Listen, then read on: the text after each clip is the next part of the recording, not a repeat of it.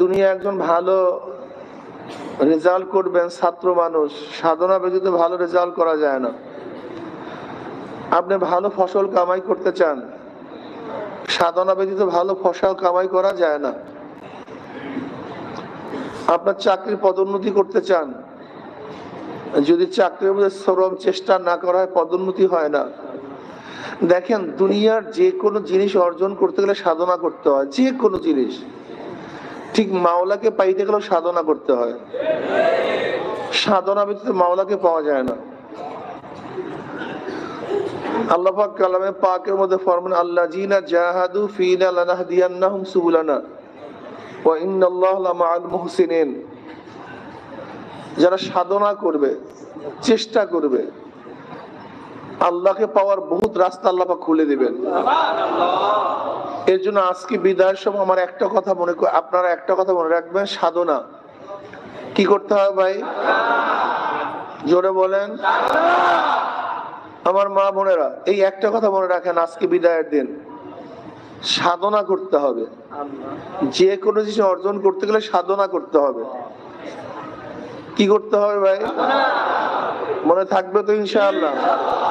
যে কোনো জিনিস অর্জন করতে গেলে কি করতে হয়? সাধনা করবেন। জান্নাতে যাওয়ার জন্য সাধনা করবেন, সাধনা ছাড়া জান্নাতে যাওয়া যায় না।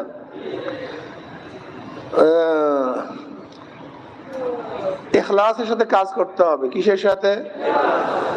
ইখলাস। ইন্না সালাতি ওয়া নুসুকি ওয়া মাহইয়ায়া ওয়া মামাতি লিল্লাহি রাব্বিল আলামিন। দেখেন, ইবাদত দুই জিনিসের দ্বারা হয়। কয় জিনিসের দ্বারা? দুই জিনিসের দ্বারা ইবাদত হয়, জান এবং মাল।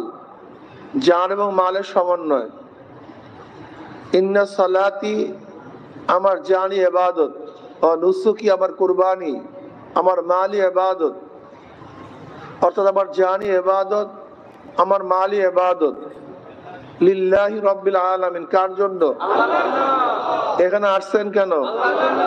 বয়ান শুনতেছেন কেন? আমি বয়ান করতেছি কেন? আল্লাহ না করুক আবার অন্তরের মধ্যে যদি আল্লাহর বাহিরে কোনো খেয়াল থাকে, দুনিয়ার কোনো মাকাসাতের জন্য আমি যদি বয়ান করি, নসিহাত করি, মনে করতে হবে এই বয়ানের দ্বারা জান্নাতে যাওয়া যাবে না, বরং জাহান্নামের রাস্তা প্রশস্ত হয়ে যাবে। করলাম বয়ান, কিন্তু জান্নাতে যেতে পারবো না, জাহান্নামে যেতে হবে। কারণ ইখলাস ঠিক ছিল না। এক ব্যক্তি নামাজে দাঁড়াইছে, দরবেশ নামাজের মধ্যে চিল্লাচিল্লি শুরু করছে যে আমাকে মানুষ দরবেশ বলবে। ওর নামাজ বাতিল, ওর নামাজ শেষ। আমি আমার চরমনায় মুজাহিদ ভাইদেরকে বলবো, আল্লাহ না করুক কারোর যদি নামাজের মধ্যে হালাত হয়, নামাজের মধ্যে আওয়াজ আসে, খুব সতর্ক থাকেন আল্লাহর হস্তে। এই দুই হাত জোর করছি, কমপক্ষে নামাজের মধ্যে হালাত খুব সতর্ক থাকেন। আল্লাহ না করুক, আল্লাহ না করুক আপনার প্রথম আওয়াজ হায়, প্রথম আওয়াজ ছিল আপনার জজবা, এশকের হালাতে করে ফেলছেন, কিন্তু দ্বিতীয় আওয়াজটা তাবে হয়ে গেছে, মানে আগের অনুকরণে দ্বিতীয় আওয়াজ করছেন। আপনার নামাজ, কথা বলেন না কেন? নামাজ শেষ, নামাজ শেষ, নামাজটা বাতিল। আপনি জীবন ভরের জন্য নামাজটাকে ধ্বংস করছেন। আমরা এই কথা বলি না যে নামাজের মধ্যে হাই চিক আসতে পারে না, এটা অস্বীকার করি না, আসতেই পারে। ভয় ভীতি মানুষকে যে কোনো জিনিস, যে কোনো পরিবর্তন করতেই পারে। যদি সাপ দেখার ভয় মানুষ চিল্লান দিতে পারে। আমাদেরকে যখন ভূতের কেসটা শুনাইছে, ছোটবেলা যখন ভূতের কেসটা শুনতাম, তখন কিন্তু বাহিরের দিকে তাকাতে পারতাম না, কি বাহিরে কি ভূত ছিল। আমরা তখন ঘরের থেকে নামতে পারতাম না, কি বাহিরে কি ভূত ছিল।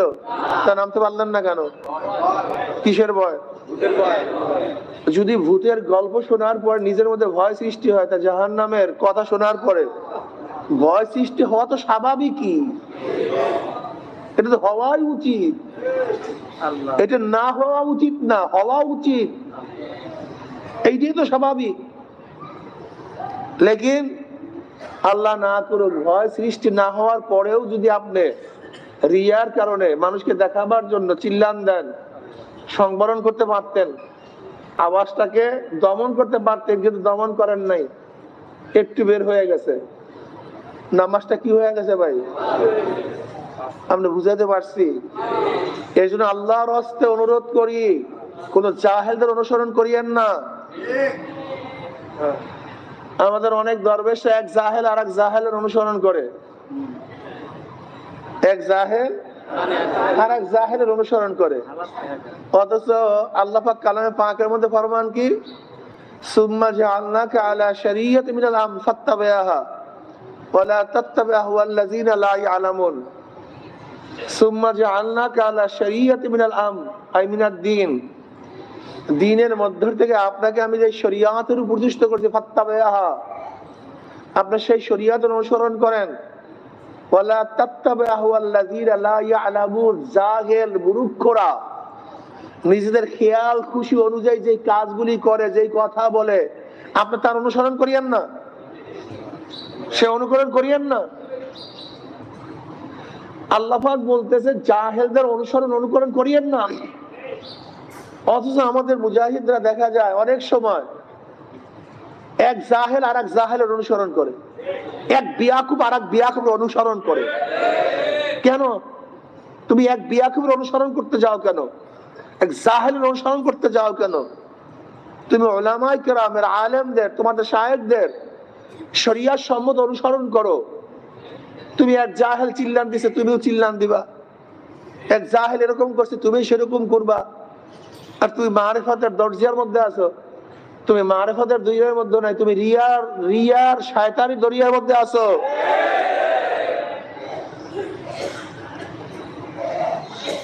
এই জাহেলদের অবস্থা এরকম, যেরকম কোন বাচ্চা খেলাধুলার থেকে তাদেরকে বাধা দিলে খুব ক্ষিপ্ত হয়, নাকি ক্ষিপ্ত হয় না? হ্যাঁ, খেলাধুলার থেকে যে বাধা দেয় তাকে কি করে? কামড় দেয়, দাড়ি ধইরা টাইনা ধরে, কামড় দেয়, লাঠি দেয়। কিসের জন্য? খেলার থেকে কেন তাকে বাধা দেওয়া হইল? সে আগ্রহী খেলার দিকে, যে বাধা দেয় তার উপর ক্ষিপ্ত হয়ে যায়। ঠিক আছে, জাহেলরাও দেখা যায় তার কাজে যে বাধা দেয়, তার হাওয়াই নফস, নিজের নফসের খেয়াল খুশি অনুযায়ী কাজ করলে খুব ভালো লাগে, কিন্তু যেই বাধা দেয় বলি মারেফাত বোঝে না, এ মারেফাত বোঝে না। সব মারেফাত সে বুঝছে, সব মারেফাত সে বুঝছে। খবরদার যারা তরবিয়াতে আসছেন, খবরদার যারা তরবিয়াতে আসছে 15 দিন পর্যন্ত, আল্লাহ পাক যদি হালাত দেয়, এটা খুব দামি, শুকরিয়া আদায় করেন। আপনার স্বর্ণের চেয়ে দামি জিনিস পেয়েছেন, কেন আল্লাহ পাক রব্বুল আলামিন কালামে পাকের মধ্যে হালালের প্রতি উৎসাহিত করছে। আলাম ইয়ানিল লাযিনা আমানু আন তাখশা কুলুবুহুম লিযিকরিল্লাহ, আলাম ইয়ানিল লাযিনা আমানু আন তাখশা কুলুবুহুম লিযিকরিল্লাহ। মুমিনের কি সেই সময় এখনো আসে নাই যে মাওলার জিকিরে তাদের অন্তরের মধ্যে কম্পন সৃষ্টি হয়ে যাবে? সেই সময় কি এখনো আসে নাই? ইন্নামাল মুমিনুনা আল্লাযীনা ইযা যুকিরাল্লাহু ওয়াজিলাত কুলুবুহুম ওয়া ইযা তুলিয়াত আলাইহিম আয়াতুহু যাদাতুম ঈমানা ওয়া আলা রাব্বিহিম ইয়াতাওয়াক্কালুন। মুমিন যখন, ইন্নামাল মুমিনুনা আল্লাযীনা ইযা যুকিরাল্লাহু ওয়াজিলাত কুলুবুহুম, মুমিনের তারিফ করেন আল্লাহ পাক। মুমিন যখন জিকির করে, আল্লাহ পাকের স্মরণ করে, তাদের কলবের মধ্যে কম্পন সৃষ্টি হয়ে যায়। কি সৃষ্টি হয়ে যায়? অন্য রওয়ায়াতের মধ্যে নবী আলাইহিস সালাতু ওয়াস সালাম ফরমান, যখন আল্লাহ পাকের বান্দা বান্দির মধ্যে ইজাকশাররা জাসাদুল আবদি মিন খাশিয়াতিল্লাহ তাহাতাত আনহু যুনুবুহু কামা ইয়াতাহাত্তু আনিশ শাজার ওয়ারাকুহা, যখন মাওলার ভয়ে এই চামড়ার মধ্যে কম্পন সৃষ্টি হয়, তার গুনাহগুলি এইভাবে ঝরে যায়, যেরকম ফাল্গুন চৈত্র মাসে গাছের থেকে পাতাগুলি সব ঝরে যায়, ঠিক মাওলার ভয়ে কার চামড়ার মধ্যে যদি কম্পন সৃষ্টি হয়, তার গুনাহগুলি এরকম ঝরে পড়ে যায়। তাহলে দেখা যায় কম্পন সৃষ্টি হওয়া এটা তো ভালো কথা। লেকিন তোমার মধ্যে কম্পন না আসার পরেও যদি কম্পন সৃষ্টি করে, এটা রিয়া, এটা খুব খারাপ কথা, এটা ধ্বংসের কথা। এর জন্য খুব খবরদার। আল্লাহ তোমাকে নিয়ামত দান করছে, তোমাকে মানিক মুক্তার চেয়ে বেশি নিয়ামত দান করছে। এই মানি মুক্তার মতো নিয়ামতকে সামান্য একটু স্বার্থে ধ্বংস করো না। আমি নিজের চোখে, আমার নিজের চোখে সাক্ষী দিচ্ছে, জানি না অন্তরে কার কি খবর, আমার নিজের চোখ সাক্ষী দিচ্ছে, হাজারো এরকম মুজাহিদ ছিল যারা প্রথম অবস্থায় হালাত খুবই ভালো ছিল, আসলে অরিজিনাল হালাত ছিল, আসলি হালাত ছিল, কিন্তু পরবর্তীতে হালাত তাদের জন্য রিয়ার কারণ হয়ে গেছে, ধ্বংসের আলামত হয়ে গেছে। ভাই হালাত জিনিসটা কি? কালবার, এটা কির মতো? বিজলির মতো। হালাত বিজলির মতো। এই মিয়া, আপনার বাবা মারা যায়, আপনার বাবা মাকে মোহাব্বত করেন না? আসলে বলেন তো, সব সময় কি একই হালাত থাকে? আপনার সন্তান মারা গেছে, আপনি কি তাকে মোহাব্বত করেন না? আসলে সবসময় কি একই হালাত থাকে? আপনি দুনিয়াতে যাকে যত মোহাব্বত করেন, সেই মোহাব্বতের হালাত কি সবসময় এক থাকে? তা হালাত তো এইভাবেই, আল্লাহর মোহাব্বত তো এইভাবেই। তবে হ্যাঁ, কারোর মধ্যে গোলবাস চলে আসতে পারে, এটা খুব রেয়ার, এটা খুব কঠিন। যারা মাজুব হয়ে যায়, যারা মাজুবের মধ্যে চলে যায়, যেরকম কেউ কার ব্যথায় হঠাৎ করে ব্রেনের মধ্যে এমন এফেক্ট করছে, সে মাজুব হয়ে গেছে, তার এখন অন্য কোনো হুঁশ নেই, সেটা হতে পারে। তার মানে এই নয় আপনার 24টা ঘন্টা একই হালাতে থাকতে হবে। যদি এই মুহূর্তে একই হালাতে, ওই গোলবাই হালাতে সবসময় থাকেন, তাহলে দুনিয়ার কাজ করেন কিভাবে? এটা তো কঠিন হয়ে যায়। আপনার মধ্যে হালাত আসতে পারে, হঠাৎ আসছে আবার চলে গেছে, হঠাৎ চিল্লান দিচ্ছেন আবার থেমে গেছেন, হঠাৎ জজবা আসছে কিছুক্ষণ ছিল আবার এটা স্থগিত হয়ে গেছে, এটা হতে পারে। কিন্তু আপনি পূর্তি নামাজে দাঁড়াইলেই আপনার একেবারে পূর্তি ওয়াক্তে, পূর্তি রাকাতে, এটা আমার তো বুঝে আসে, আমার খুব কঠিন, এটা খুব কঠিন। এই দুই একজন আছে দেখছি, এর জন্য আমি বলছি ভাই এই কথাগুলো এর জন্য বলি, চরমনাইতে আসেন, এত সাধনা করলেন জীবনে, এই সাধনাকে ধ্বংস করে ফেলবেন রিয়ার পিছনে বইরা? হ্যাঁ, এত সাধনা করতেছেন, এত সাধনা। আমার মায়া হয় খুব, আমার অনেক মায়া হয়। আমি চাই না চরমনায় একজন মুজাহিদ গুমরাহ হোক, আমি চাই না একজন মুজাহিদের মধ্যে আল্লাহ পাক রব্বুল আলামিন সামান্য পরিমাণ নেয়ামত দেওয়ার পর উঠায় নেব, আমি চাই না একজন মুজাহিদ জান্নাতের বাইরে চলে যাক, এটা আমার মন চায় না। আমি চাই আমাদের প্রত্যেকটা মুজাহিদ যেন আল্লাহর পথে ধরছে হাত্তা ইয়াতিয়াকাল ইয়াকিন, ওয়াবুদ রাব্বাকা হাত্তা ইয়াতিয়াকাল ইয়াকিন, তোমরা ইবাদত করো মৃত্যু আসার আগ পর্যন্ত। আমরা চাই আমাদের প্রত্যেকটা মুজাহিদ যেন কলেমার সাথে দুনিয়া থেকে বিদায় হয়। এর জন্য আপনাদেরকে আমরা অনেক বাড়াবাড়ি করি, অনেক কঠোরতা করি, রাগ করিয়েন না, রাগ করিয়েন না। আমি সেদিনকে আমার ছেলেকে ইফতারির সময় নসিহত করতেছিলাম, আব্বাজান রহমতুল্লাহ নসিহত করতেন, আমি এরকম আমি পরিবারকে সবসময় খাওয়ার সময় নসিহত করার চেষ্টা করি। তা আমার ছেলেকে নসিহত করছি, দেখো এক ব্যক্তি রোগী হতেই পারে, এদের আশ্চর্য মনে করি না আমি। এক ব্যক্তি রোগী হতেই পারে, তাই আমি আশ্চর্য হই না। রোগীর জন্য কি আছে? ঔষধ আছে, আলহামদুলিল্লাহ। রোগ হয়েছে, ঔষধ আছে, সেবন করে কি হয়ে যায়। কিন্তু ওই রোগী খুব খতরনাক, রোগ হয়েছে কিন্তু ঔষধে কাজ হয় না, এটা খুবই খতরনাক, তার বাঁচার সম্ভাবনা খুবই কম। কি কথা ঠিক না? ঠিক তদ্রূপ এক ব্যক্তি বেআমলী হতেই পারে, খারাপ কাজ করতেই পারে, কিন্তু যখনই তাকে ঔষধ দেওয়া হয়, ফিরাবার জন্য চেষ্টা করা হয়, সেই যদি এটাকে প্রত্যাখ্যান করে, এটা খুবই খারাপ। যেমন রোগ ঔষধকে প্রত্যাখ্যান করছে, গ্রহণ করে না, রোগ ঔষধকে প্রত্যাখ্যান করছে, গ্রহণ করে না, এই রোগ খুবই খারাপ, খুবই খতরনাক। কিন্তু রোগ যদি ঔষধকে গ্রহণ করে, সেই রোগের থেকে পরিত্রাণ লাভ করা কি কথা বলেন না কেন?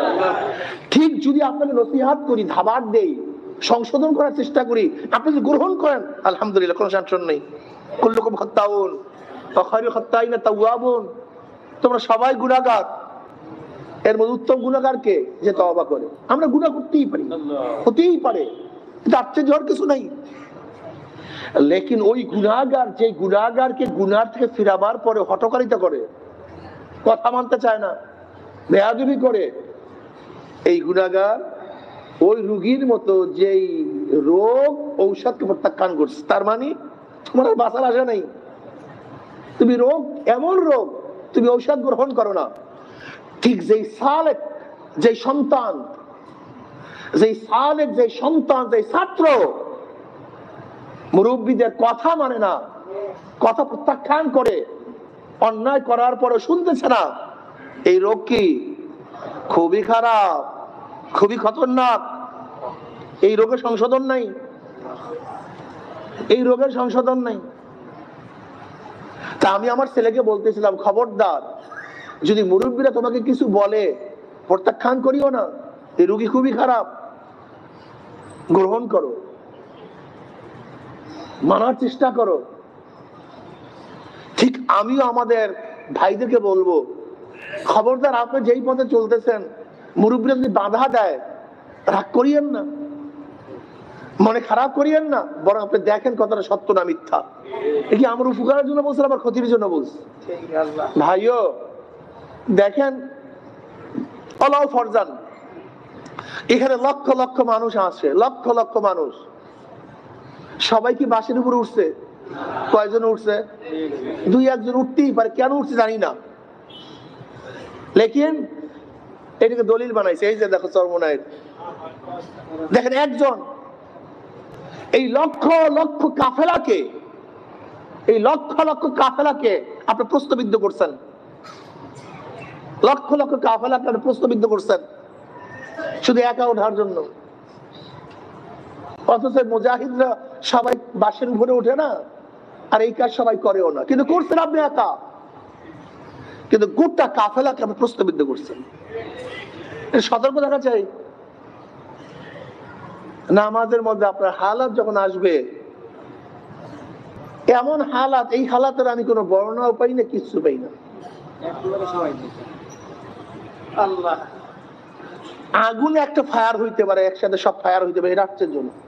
লেকিন ওই যে ওই আমাকে ওই যে আছে দুই একজন, কিসের হালাত এগুলি আমি জানি না।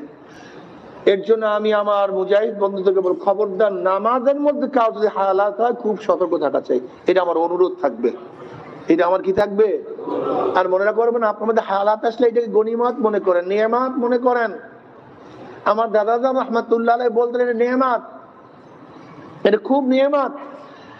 নিয়ামতকে অবহেলা ধ্বংস করিয়েন না।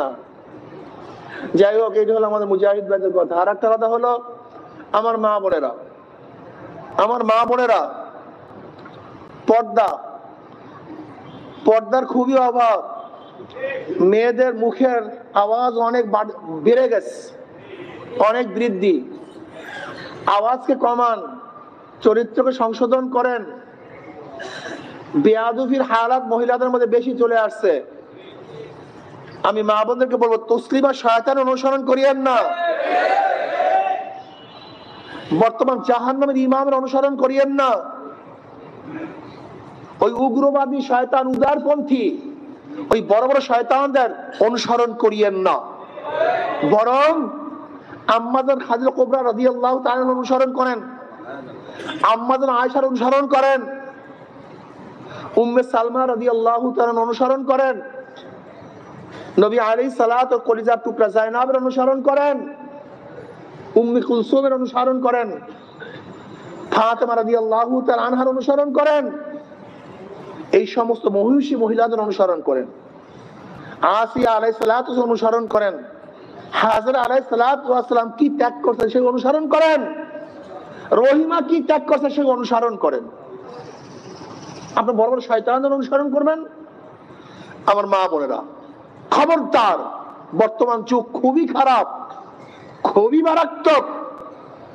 অনুসরণ করবেন কাদের? মহিষী মহিলাদের, আল্লাহওয়ালাদের, কোন বড় বড় শয়তান অনুসরণ করিয়েন না, যেগুলি আপনাদের জাহান্নামে নেওয়ার চেষ্টা করতেছে। আপনি অনুসরণ করবেন ওই সমস্ত কুলাঙ্গা, কুলটা, নষ্ট মহিলাদের, যেখানে জাতিসংঘের মহাসচিব মুসলমানদের শ্রদ্ধার্থে সম্মান দেখাতে গিয়ে সে গায়রে মুসলিম রোজা রাখছে, মুসলমানদের সাথে ইফতার করছে, অথচ আমাদের দেশের কুলাঙ্গার, চরিত্রহীনা, লুচ্চা, লম্পট, নিচু দরজার খারাপগুলি আমাদের মুসলমান রোজাকে অবজ্ঞা করে উপরে সিগারেট টানছে। পার্থক্য করে বুঝাতে পারছি? যেখানে গায়রে মুসলিম জাতিসংঘের মহাসচিব মুসলমানদের রোজাকে সম্মান করতে গিয়ে নিজে রোজা রাখছে, আর আমাদের দেশের কুলাঙ্গার, নাস্তিক, লম্পট, লুচ্চা, এই বেশ্যা মহিলাগুলা মুসলমানদের রোজাকে অবজ্ঞা করতে গিয়ে ওপেনে সিগারেট টানস। আপনি এই সমস্ত কুলাঙ্গাদের অনুসরণ করবেন? এই লম্পটদের অনুসরণ করবেন? না। আমার মা বোনেরা, আম্মাজানদের অনুসরণ করেন, মহিষী মহিলাদের অনুসরণ করেন, মারিয়াম আলাইহিস সালাত অনুসরণ করেন, ইনশাআল্লাহ নাজাত পাবেন, জান্নাতে যেতে পারবেন। আল্লাহ আমাদের সবাইকে মহিষীদের অনুসরণ করার তৌফিক দান করেন। ইয়া আইয়ুহাল্লাযীনা আমানুত্তাকুল্লাহ ওয়া কুনু মা'আস সাদিকিন। নেক কাজের অনুসরণ করবেন। আমি মুজাহিদ ভাইদেরকে বলবো, এখানে যারা আসছেন যুবক,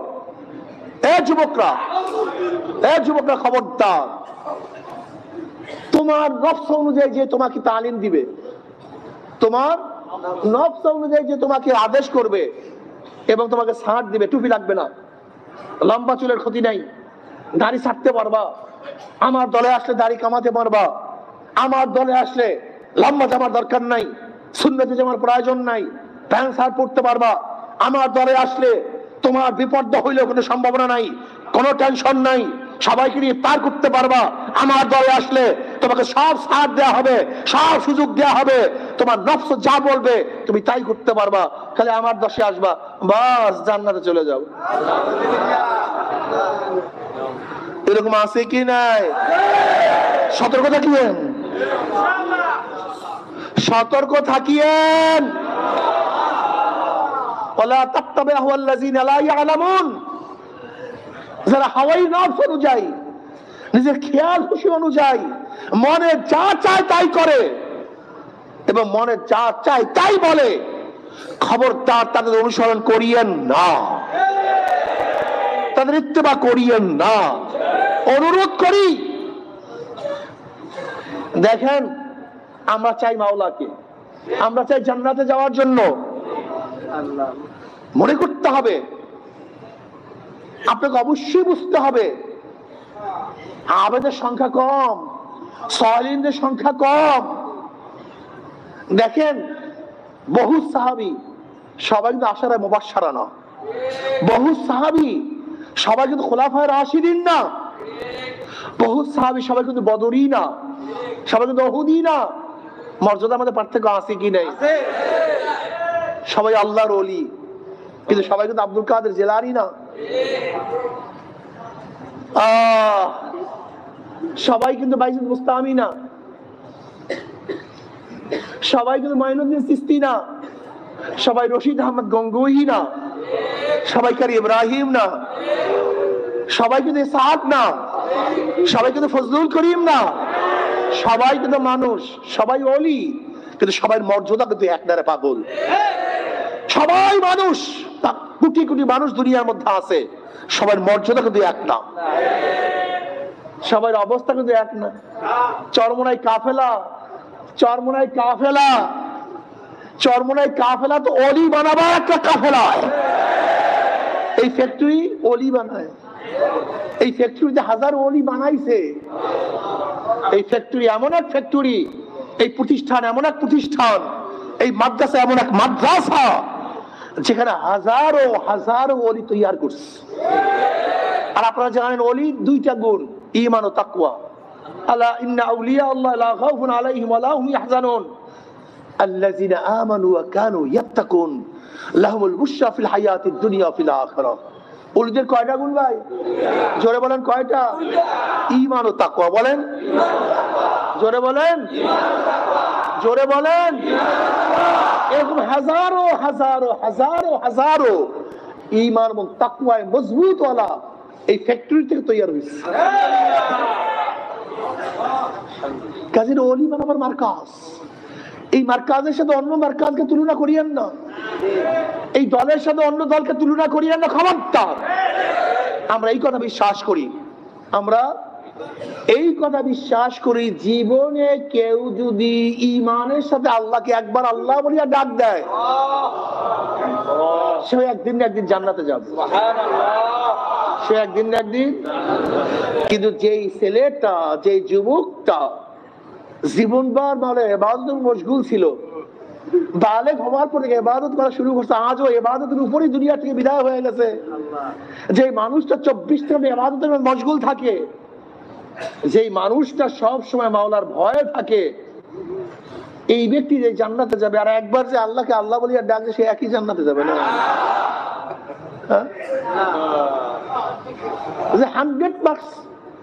100 মার্কস উত্তর দিছে, সে যে রেজাল্ট করবে, আর যার মাত্র 33 উত্তর দিছে, একই রেজাল্ট করবে? বিয়াকুব তুমি কেন বুঝো না? আমি এই কথা বলছি না যে তুমি দাড়ি ছাড়া, টুপি ছাড়া, অমুক ছাড়া, তমুক ছাড়া, হ্যাঁ জানার কি যেতে পারবে না, হ্যাঁ পারবে না তা বলছি না, কিন্তু পিঠের চামড়া তো থাকবে না। তুমি গোল্ডেন এ প্লাস পাবা না, এ প্লাস পাবা না, এ পাবা না। তোমার গ্রেড কোনটা পরে আল্লাহ ভালো জানে। কি কথা ঠিক না? চরমোনাই ওয়ালারা সব সময় চায় যে চরমোনাই প্রত্যেকটা মুজাহিদ যেন গোল্ডেন এ প্লাস পায়। কি পায়? এর জন্য দেখবেন এদের পরীক্ষার হলের মধ্যে যে ব্যক্তি ভালো রেজাল্ট করে, আধা মার্কসের উত্তরও কথা বলে না কেন? এটা আধা মার্কস, এটা টিকা, দরকার নেই, এটা ভালো পরীক্ষার্থীর কাজ না। এটা 1 মার্কস, এটা দরকার নেই, শুধু বোর্ড পরীক্ষার উত্তর দেব, এটা ভালো ছাত্রদের কাজ না। ভালো ছাত্ররা কি করে বলেন তো? 10 মার্ক, 5 মার্ক, আধা মার্ক, 2 মার্ক, একটা উত্তর ছাড়ে না। ধরে নাও টুপি আধা মার্কস, ধরে নাও টুপি, ধরে বলেন না কেন? নামাজ 5 মার্ক, ধরে নেন, এটা দিতেই হবে বাধ্যতামূলক, যদি না দেন ফেল। এটা না দিলে, নামাজ না পড়লে, রোজা না রাখলে, অর্থাৎ ফরজিয়াত গুলি বোর্ড প্রশ্ন যেগুলি না করলে, কিন্তু এটা টিকা, এটা টিপ্পনি, এটা আধা মার্কস, এটা 1 মার্কস, এটা 1.5 মার্কস, এটা করলে কি হয়? এ প্লাস, গোল্ডেন রেজাল্ট ভালো। তা চরমোনাইওয়ালারা কি চায়? ধরে নেন এই টুপিটা আধা মার্কস, ধরে নেন গাড়িটা 1.5 মার্কস, ধরে নেন লম্বা জামাটা 1 মার্কস, ধরে নেন। আমরা কি চাই? যে আমাদের প্রত্যেকটা ছাত্র যেন গোল্ডেন এ প্লাস পায়। এর কোনো আমল আমরা চাই না তো। ওটা আধা হোক না কেন, ওটা 1 হোক না কেন, ওটা 1.5 মার্কস হোক না কেন, আমাকে এটা কর, এটা আমল করো, ভালো রেজাল্ট করো। মনে রাখতে হবে যে পরীক্ষার্থী পরীক্ষার হলে আধা মার্কসও ছাড়ে না, তার রেজাল্ট ভালো হয়। আর যে ব্যক্তি বলে আধা মার্কস দরকার নেই, 1 মার্কসের দরকার নেই, সে ফেল করে, সমস্যা হয়। এই যোগটা সব সময় অঙ্কটা মনে রাখবেন। চরমোনাইওয়ালারা এত করে কেন? এই পাগড়ি, এই টুপি, এই সুন্নতি জামা, এই মেসওয়াক, এই লম্বা গাড়ি, এই পর্দা, এই জিকির আজকার, এই নফল, এই ইরশাদ, এই আওয়াবির, এই তাহাজ্জুদ, এই এত কারণটা কি? এই কারণটা কি? মাশাআল্লাহ, কি চায়? এটা গোল্ডেন এ প্লাসের মার্কাস, এটা গোল্ডেন এ প্লাস চায়। এটা মনে রাখবা সব সময়। অন্য থেকে পার্থক্যটা ইসলাম, ইসলাম ছোট থেকে ছোট, বড় থেকে বড় যাহা কিছু ইসলামের মধ্যে আছে, মা আতাকুম রাসূলু ফাখুযুহু ওয়া মা নাহাকুম আনহু ফান্তাহু। মা লফজে আমুমিয়াতে ফায়দা দেয়। অর্থ কি দাঁড়ায়? মা আতাকুম রাসূলু ফাখুযুহু, নবী রাসূল যাহা যাহা কিছু নিয়ে আসছেন 23 বছরের জিন্দেগিতে, যাহা কিছু নিয়ে আসছেন, টুপি, দাড়ি, লম্বা জামা, মুআমালাত, মুআশারাত, লেনদেন, কথাবার্তা, জিহাদ, তাসকিয়া, জিকির, আজকার, তেলাওয়াত, অর্থাৎ 23 বছরের জিন্দেগিতে যাহা কিছু নিয়ে আসছেন, ফাকুজু, ধরে বসো। ওমা নাহাকুম আনহু ফান্তাহু, যাহার থেকে নিষেধ করছেন ছেড়ে দাও। এইটা সেই কাফেলা। ছোট থেকে ছোট আমরা ছাড়ি না, যেটা ইবাদত। বড় থেকে বড় ইবাদত আমরা কি? ছোট থেকে ছোট গুনাহ আমরা করি না, বড় থেকে বড় গুনাহ আমরা। এইটা চরমনাই কাফেলা। এর সাথে তুমি তুলনা দাও কিসের মিয়া বেয়াকো? তুমি এইটার সাথে তুলনা দাও কিভাবে? এই ময়দান সেই ময়দান। এই ময়দান কেমন লোক তৈরি করছে জানেন? আল্লাহ পাক রব্বুল আলামিন এই ময়দান থেকে, এই মাদ্রাসার থেকে, এই গাছ থেকে এমন কিছু ছাত্র বের করছেন, ইন্তেকালের পরেও 25-30 বছরে তাদের লাশ পচে নাই। বন্যার পানিতেও তাদের লাশ গলে নাই। এই আমাদের বরগুনার যে মাওলানা আবু সালেহ সাহেব দামাত বারকাতুহুর আব্বু, তেনাকে যখন শহীদ করা হয়েছে, চরমনায় খাস মুজাহিদ ছিলেন। সাগরের মধ্যে 8 দিন 10 দিন ভাসছে, লেকিন লাশ পচে না, লাশ তাজা। এই আবু সালেহ সাহেব, তার বাবা স্বপ্নে দেখা তার মাকে যে আমাকে এখান থেকে সরাও, আমাকে এখান থেকে সরাও। গিয়া দেখে অন্যান্য লোকের লাশের কোনো চিহ্নও নাই, কিন্তু তার লাশ একেবারে তাজা। এরকম ঘটনা একটা দুইটা না, ওই যে ঘুঘু মুন্সি 25 বছর পরে লাশ একেবারে তাজা। এরকম একটা দুইটার 100-200 ঘটনা না, বহুত ঘটনা আমাদের কাছে আসছে। এই আকবর ডাক্তার, এই যে উজিরপুরে, এই যে উজিরপুরের লোক ওখানে আছে, কয় মাস পর জানি দেখে লাশ একেবারে তাজা। আমাদের তোফাজ্জল হোসেন সাহেব রহমতুল্লাহ আলাইহি 8 বছর পরে এই পদ্মার ভাঙ্গনে কবর ভেঙে গেছে। হাজী তোফাজ্জল হোসেন সাহেব, আজীব এক ঘটনা। এই যে হোসেন স্প্রিং এর মালিক, হোসেন টায়ারের মালিক, বহুত বড় ধনী তোফাজ্জল হোসেন সাহেব, কিন্তু ফানাফির সাহেব ছিলেন। চিটাগাংয়ে ব্যবসা বাণিজ্য করতেন। আব্বাজান রহমতুল্লাহ আলাইহি 1991 সালে বললেন, যান আপনি কি নির্বাচন করেন? হুজুর আমি তো থাকি চিটাং, বাড়ি মুন্সিগঞ্জ, জীবনে তো আমি বাড়িতে টাড়িতে কোনো জানিও না, চিনিও না, আমাকে কেউ চেনেও না। এখন যান গিয়া নির্বাচন করেন। দ্বিতীয় আর কোনো প্রশ্ন করেননি। যান জিহাদের নিয়তে দাঁড়ায় যান। কিসের নিয়তে? জিহাদের নিয়তে দাঁড়ায় যান, যান। আর প্রশ্ন করেন নাই। আসছে নির্বাচনী বয়ান করতেছিলেন এক মাদ্রাসার সামনে। উনি এই কথাই বলছেন, ভাই দেখেন আমি তো আসলে নির্বাচন করি না, হুজুর আমাকে বলছে জেহাদের নিয়তে দাঁড়ায় যান, আমি কিন্তু জেহাদের নিয়তে দাঁড়ায় গেছি। আপনাকে এটা ভোট দেবেন না দেবেন আমার দেখার বিষয় না।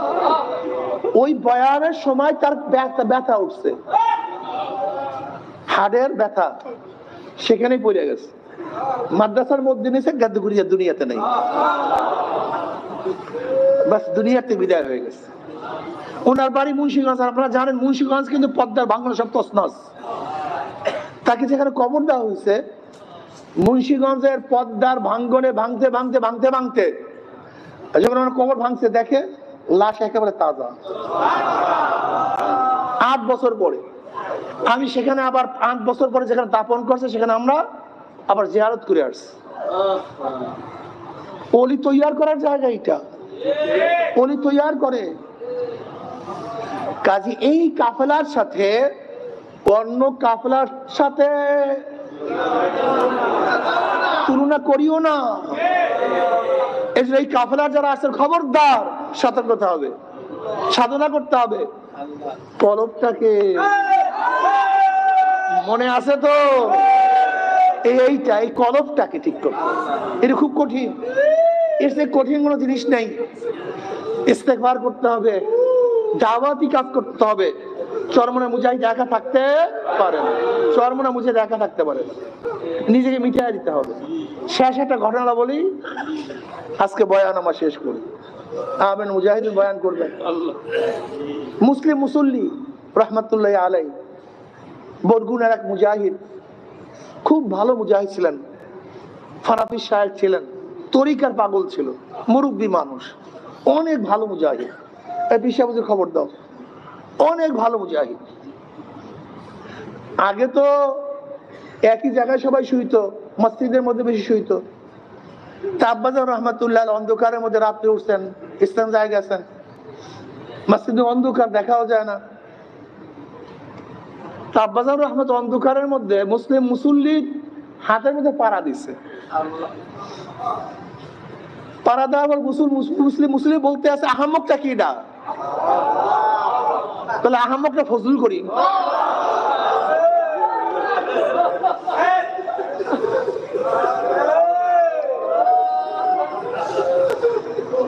এই হলো তাদের হালাত।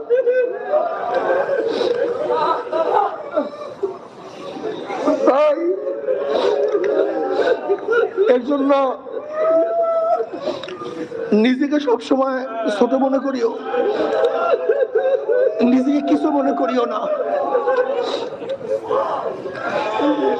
আব্দুল কাদের জিলি রহমতুল্লাহ ফরমান, মৃত্যুর পরে কবরে গিয়ে মা পাওয়ার আগ পর্যন্ত নিজেকে নিজে ভালো মনে করা যায় না।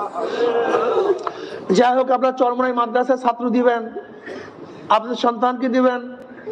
আমাদের পুরুষ মাদ্রাসা আছে, মহিলা মাদ্রাসা আছে। আমার বাড়ির মধ্যে চিন্তা করছি একবার খালি পড়ে থাকে, সেখানে ছোট্ট একটা হেফজখানাও খুলছি, ছোট বাচ্চাদের হাফেজ বানাবার জন্য, সবসময় তালিম যেন হয় আমাদের বাড়ির মধ্যেই। আলহামদুলিল্লাহ পর্দার সাথে একজন, আলহামদুলিল্লাহ গত বছর খুলছি, এবছর কিন্তু আমার বাড়ির মধ্যে একজন হাফেজা হয়ে গেছে, আলহামদুলিল্লাহ। দোয়া করেন আল্লাহ যেন আপনাদের ছাত্রীদেরকে, আলহামদুলিল্লাহ আমরা অল্প কয়েকজন রাখি, মাত্র 30-35 জন আমাদের বাসায়। আমাদের মাদ্রাসা আলহামদুলিল্লাহ মহিলা মাদ্রাসা তো বিশাল মাদ্রাসা, ওখানে আপনাদের ছাত্রীদেরকে দেবেন। আমার এলাকার সবাইকে বলবো, আপনার সন্তানদেরকে, আপনার বাচ্চাদেরকে এই মাদ্রাসাগুলি দিবেন, ইনশাআল্লাহ আল্লাহ কবুল করবে। আল্লাহ আমাদের সবাইকে কবুল করে নেন। আমা আলাইনা ইল্লাল বালাগ। সুবহানাকা। আমার জন্য দোয়া চাই, আমিও দোয়া করি, আমার মাফ করিয়ে দিয়েন। অনেক সময় দেখা যায় অনেক কঠিন কথা বলছি, দেখেন আমাদের সবাইকে মাফ করে দেয়, আল্লাহ সবাই কবুল করে। আসসালামু আলাইকুম ওয়া রাহমাতুল্লাহি ওয়া বারাকাতুহু।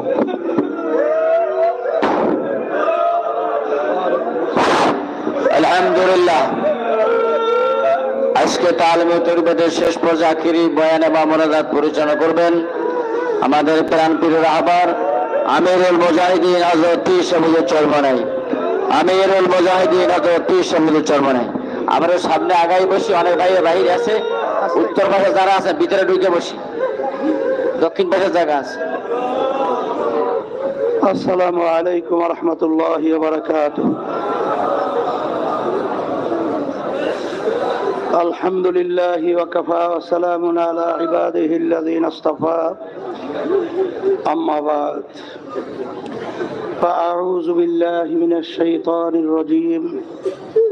بسم الله الرحمن الرحيم. شهر رمضان الذي أنزل فيه القرآن. صدق الله العلي العظيم. شهد الشريف الله وحبيبنا ومولانا محمد صلى الله عليه وعلى آله وأصحابه وبارك وسلم. اللهم صل على سيدنا ونبينا شفيعنا وحبيبنا ومولانا محمد صلى الله عليه وعلى آله وأصحابه وبارك وسلم. اللهم صل على سيدنا ونبينا شفيعنا وحبيبنا ومولانا محمد সাল্লাল্লাহু আলাইহি ওয়া আলা আলিহি ওয়া আসহাবিহি ওয়া বারাক ওয়া সাল্লাম। শুকরিয়া আদায় করতেছি মহান রব্বুল আলামিনের দরবারে। রব্বুল আলামিন পবিত্র রমজান মাস, বিশেষ করে তালিম তারবিয়াতে আজকে আখিরি মুনাজাতের মধ্যে, আখিরি দোয়ার মধ্যে, তালিম তরবিয়তের আজকে শেষ দিনে আমরা উপস্থিত হতে পেরেছি। শুকরিয়া তার সবাই বলি আলহামদুলিল্লাহ। তালিম তরবিয়ত প্রতিষ্ঠিত করে গেছিলেন আমার আব্বাজান রহমাতুল্লাহি আলাইহি। তিনি আমাদের সামনেই ঘুমায় আছেন, আর কোনোদিন আসবে না। দুনিয়ার যে কোনো কাজে 5 বার 10 বারও যদি কেউ ঠগে, আবার সেই কাজের ভিতরে চেষ্টা করলে আবার জিতবার আশা করতে পারে, কিন্তু একবার যদি কেউ দুনিয়ার থেকে বিদায় নিয়ে কবরে চলে যায়, আর কোনোদিন ফেরত আসা যায় না। তালিম তরবিয়ত প্রতিষ্ঠিত আব্বাজান কেন করে গেছিলেন? এই 15 দিন পর্যন্ত এখানে বিভিন্ন বিষয় আলোচনা চলছে। শিক্ষার সঙ্গে দীক্ষা, অর্থাৎ থিওরিক্যালের সঙ্গে প্র্যাকটিক্যাল। প্র্যাকটিক্যাল না থাকলে থিওরিক্যাল শিক্ষার মাধ্যমে তেমন লাভবান হওয়া যায় না। 12 মাসের ভিতরে সম্মানিত মাসের নাম হলো রমজান মাস। এই রমজান মাসের ব্যাপারে আল্লাহ রসুল সাল্লাল্লাহু আলাইহি ওয়াসাল্লাম সাহাবায়ে কেরামদেরকে নিয়ে দোয়া করতেন, আল্লাহুম্মা বারিক লানা ফি রজব ওয়া শাবান ওয়া বাল্লিগনা রমজান। রব্বুল আলামিনের কাছে দোয়া করতেন, মালিক আপনি আমাদের হায়াতকে বাড়াইয়া রমজান মাস পর্যন্ত পৌঁছায় দেন। রমজান মাসের গুরুত্ব সম্পর্কে আব্বাজান রহমাতুল্লাহি আলাইহি বারবার উদাহরণ দিয়ে বলতেন, রমজান মাসটা হলো জুবলির মতো। জুবলির উদাহরণ দিতেন, আগের যুগে কোনো বড় একটা খুশির পর্বে কয়েক মিনিটের জন্য জেলখানার দরওয়াজা খুইলা রাখা হতো। ওই সময় যদি কোনো যাবজ্জীবন তার শাস্তির জেলখানা থাকার রায় হয়েছে, সেও যদি বের হয়ে যেতে পারত, তাকে ধরে রাখার কোনো আইন ছিল না। কোন আসামি গতকালকে তার ফাঁসির রায় হয়েছে,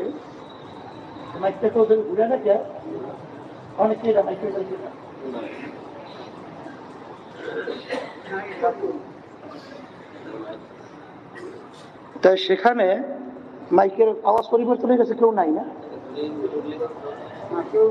সুন্দর ছিল মাইকটা, ফট করে আবার শব্দটা কমে গেল। ওই তো মনে হাত দিচ্ছে, ওখানে বসে না।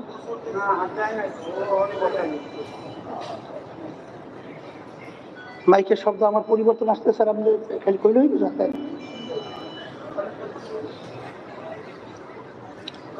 বেশি ভাইদেমি করলে একটা সোপার দোয়ান বা তোমার ডাক্তার ফলাই দেবে, বুঝলো? তোর ওখানে বসাইছে না।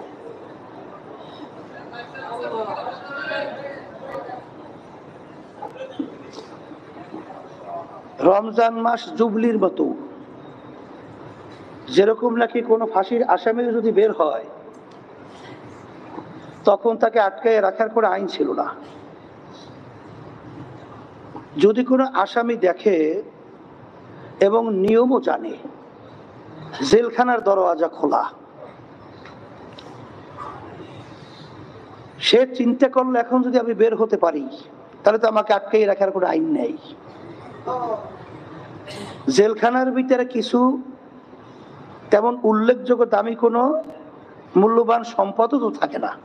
জেলখানার ভিতরে থাকে ওই সেরা মেরা কিছু, বেশি গুরুত্বও নাই, বেশি দামিও না। সে চিন্তা করলো যখন বের হওয়ার সুযোগ পাইছি, এই সুযোগে যখন বের হয়েই যাব, তাইলে আমার এই মালগুলা জেলখানার ভিতরে রাইখে যাইয়া লাভ কি? তা সে যখন নাকি ওই মাল নিয়ে আসার জন্য গেছে, তা জেলখানার দরজা তো আর বেশিক্ষণ খোলা থাকে না। সে মাল নিয়ে আইসা দেখে জেলখানার দরজা বন্ধ। ওই ব্যক্তি যত কপাল পোড়া, ওই ব্যক্তি যত কপাল পোড়া, তার সে হাজার লক্ষ কোটি কোটি গুণ বেশি কপাল পোড়া যেই আল্লাহর বান্দা বান্দি রমজান মাস আল্লাহ রাব্বুল আলামিন তাদেরকে পাওয়ার সুযোগ দিয়েছেন। এই রমজান মাসের সুযোগ পাইয়াও যে তার জীবনের সব গুনাহ খাতাগুলো মাফ করায়া নিতে পারলো না, ওই আল্লাহর বান্দাবান্দি তার সে হাজার লক্ষ কোটি গুণ বেশি কপাল পোড়া।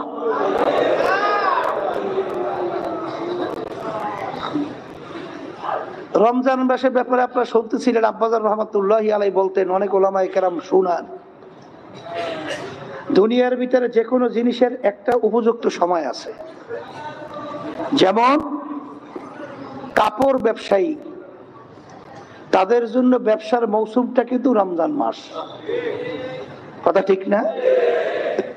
জেলেরা কিন্তু মাছ ধরে, তাও কিন্তু তারা জোবা বলে, জোবা মানে উপযুক্ত সময় অনুযায়ী জাল ফেলায়। গোন ছাড়া জাল ফেলাইলে তেমন একটা মাছ পাওয়া যায় না। তাহলে মাছ ধরার একটা কি আছে? উপযুক্ত সময় আছে। ফসল লাগায়, ফসল লাগাবারও কিন্তু একটা উপযুক্ত সময় আছে। মন চাইলে যে কোনো সময় যে কোনো ফসল লাগালে হয় না।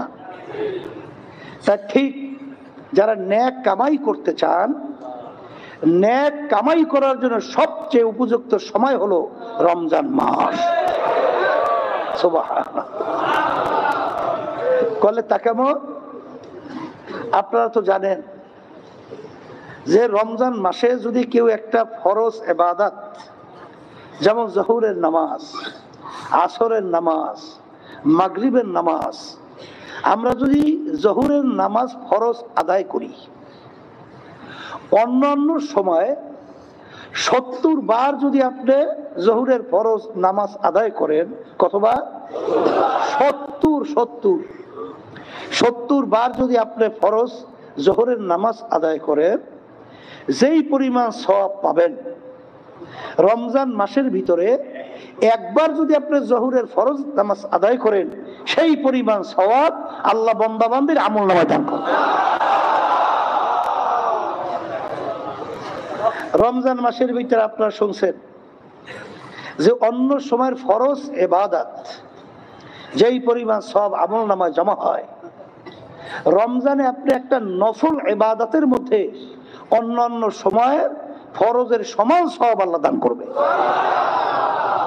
তাইলে যারা নেক কামাই করতে চায়, তাদের জন্য নেক কামাই করার জন্য উপযুক্ত একটা সময় হলো রমজান মাস, কথা ঠিক না?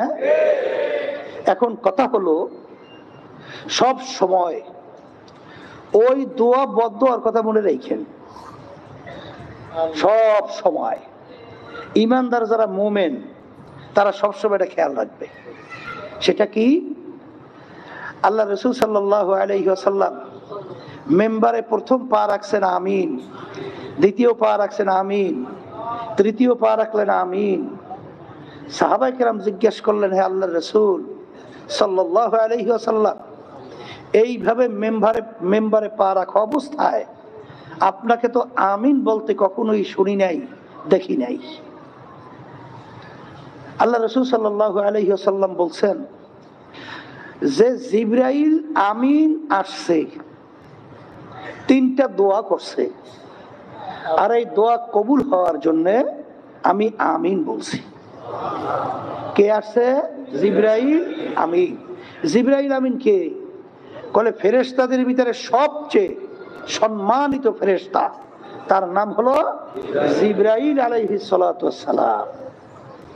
জিবরাইল আমিন আসছে, কয়টা দোয়া করছে? 3টা। এই দোয়া কবুল হওয়ার জন্য আমি আমিন বলছি। তাহলে জিবরাইল আমিন আসছে আল্লাহর হুকুম ছাড়া, জিবরাইল আলাইহিস সালাতু ওয়াস সালাম আসতে পারছে? এটা ভালো করে বলছেন, মুখ দিয়ে বলেন, পারছে না? তাহলে আল্লাহ জিবরাইল আলাইহিস সালাতু ওয়াস সালামকে পাঠাইছেন, কথা ঠিক?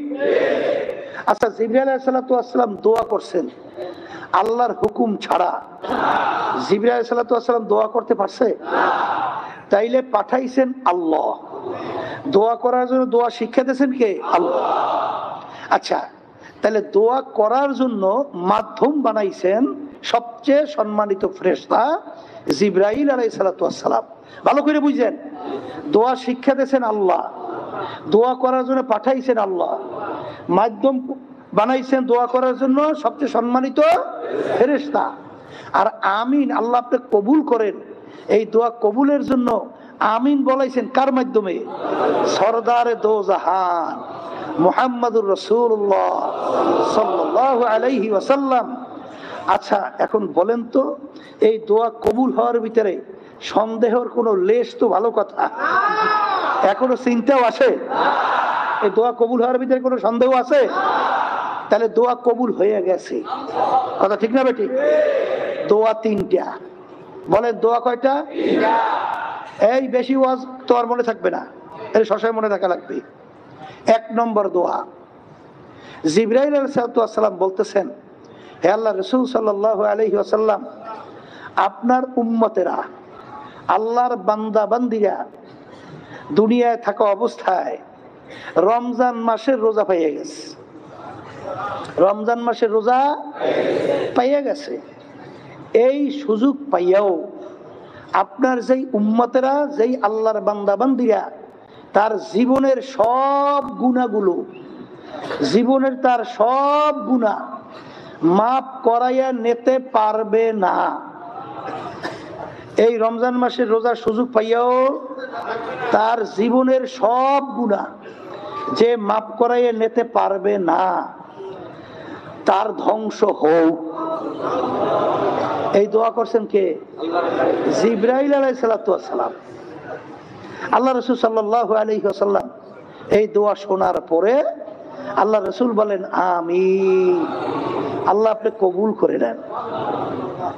তাইলে রমজান মাস পাইয়া গেছি, আবার আগামী বছর রমজান পাবো, বহু দূরের কথা। শব্দটা টান দিয়ে বলেন, বহু দূরের কথা। নিঃশ্বাসের কিন্তু বিশ্বাস নাই, সেকেন্ডের কিন্তু ভরসা নাই। আবার সামনে রমজান মাস পাবো, আর এই সুযোগ পাইয়া জীবনের গুনাহ মাফ করে নিতে পারবো, কিন্তু বহু দূরের কথা, কথা ঠিক কিনা? যখন আল্লাহ রাব্বুল আলামিন রমজান মাসে রোজা পাওয়ার সুযোগ আল্লাহ দান করছেন, এখন এই সুযোগে আমরা যদি গুরুত্ব না দেই, সুযোগে যদি আমরা নিজেদের গুনাহ মাফ করে দিতে না পারি, মাফ করাই নিতে না পারি, তাহলে ওই বদদোয়া ধ্বংস হোক, তাহলে ধ্বংস হইয়াই যাবেন, কথা ঠিক কিনা? আর সবসময় মনে রাখেন, এই জন্য রমজান মাসের গুরুত্ব। আল্লাহর ওলিদের ইতিহাস পড়েন, সাহাবায়ে কেরামদের ইতিহাস পড়েন, যারা মুসলমান খাঁটি তাদের ইতিহাস পড়েন, তারা কিভাবে রমজান মাসের প্রতিটা সময়কে গুরুত্ব দিচ্ছে।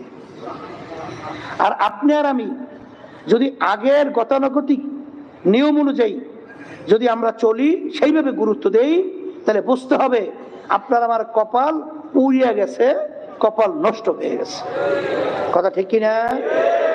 এই জন্য আমরা প্রতিটা মুহূর্তে সবসময় খেয়াল রাখবো যে রমজান মাসে প্রতিটা মুহূর্ত যেন আমরা বেহুদা নষ্ট না করি, কাজে লাগাতে পারি। মুমিন কখনো বোকা হয় না, এটা হাদিসের কথা। আল্লাহ রাসূল সাল্লাল্লাহু আলাইহি ওয়াসাল্লাম বলছেন, যারা মুমিন তারা কখনোই বোকা হতে পারবে না, তারা চালাক চতুর হতে হবে। এখন মুমিন বোকা হতে পারবে না, দুনিয়ার দিক থেকে খুব চালাক, এইটা কিন্তু না, নেকের ব্যাপারে খুব চালাক, কথা ঠিক কিনা?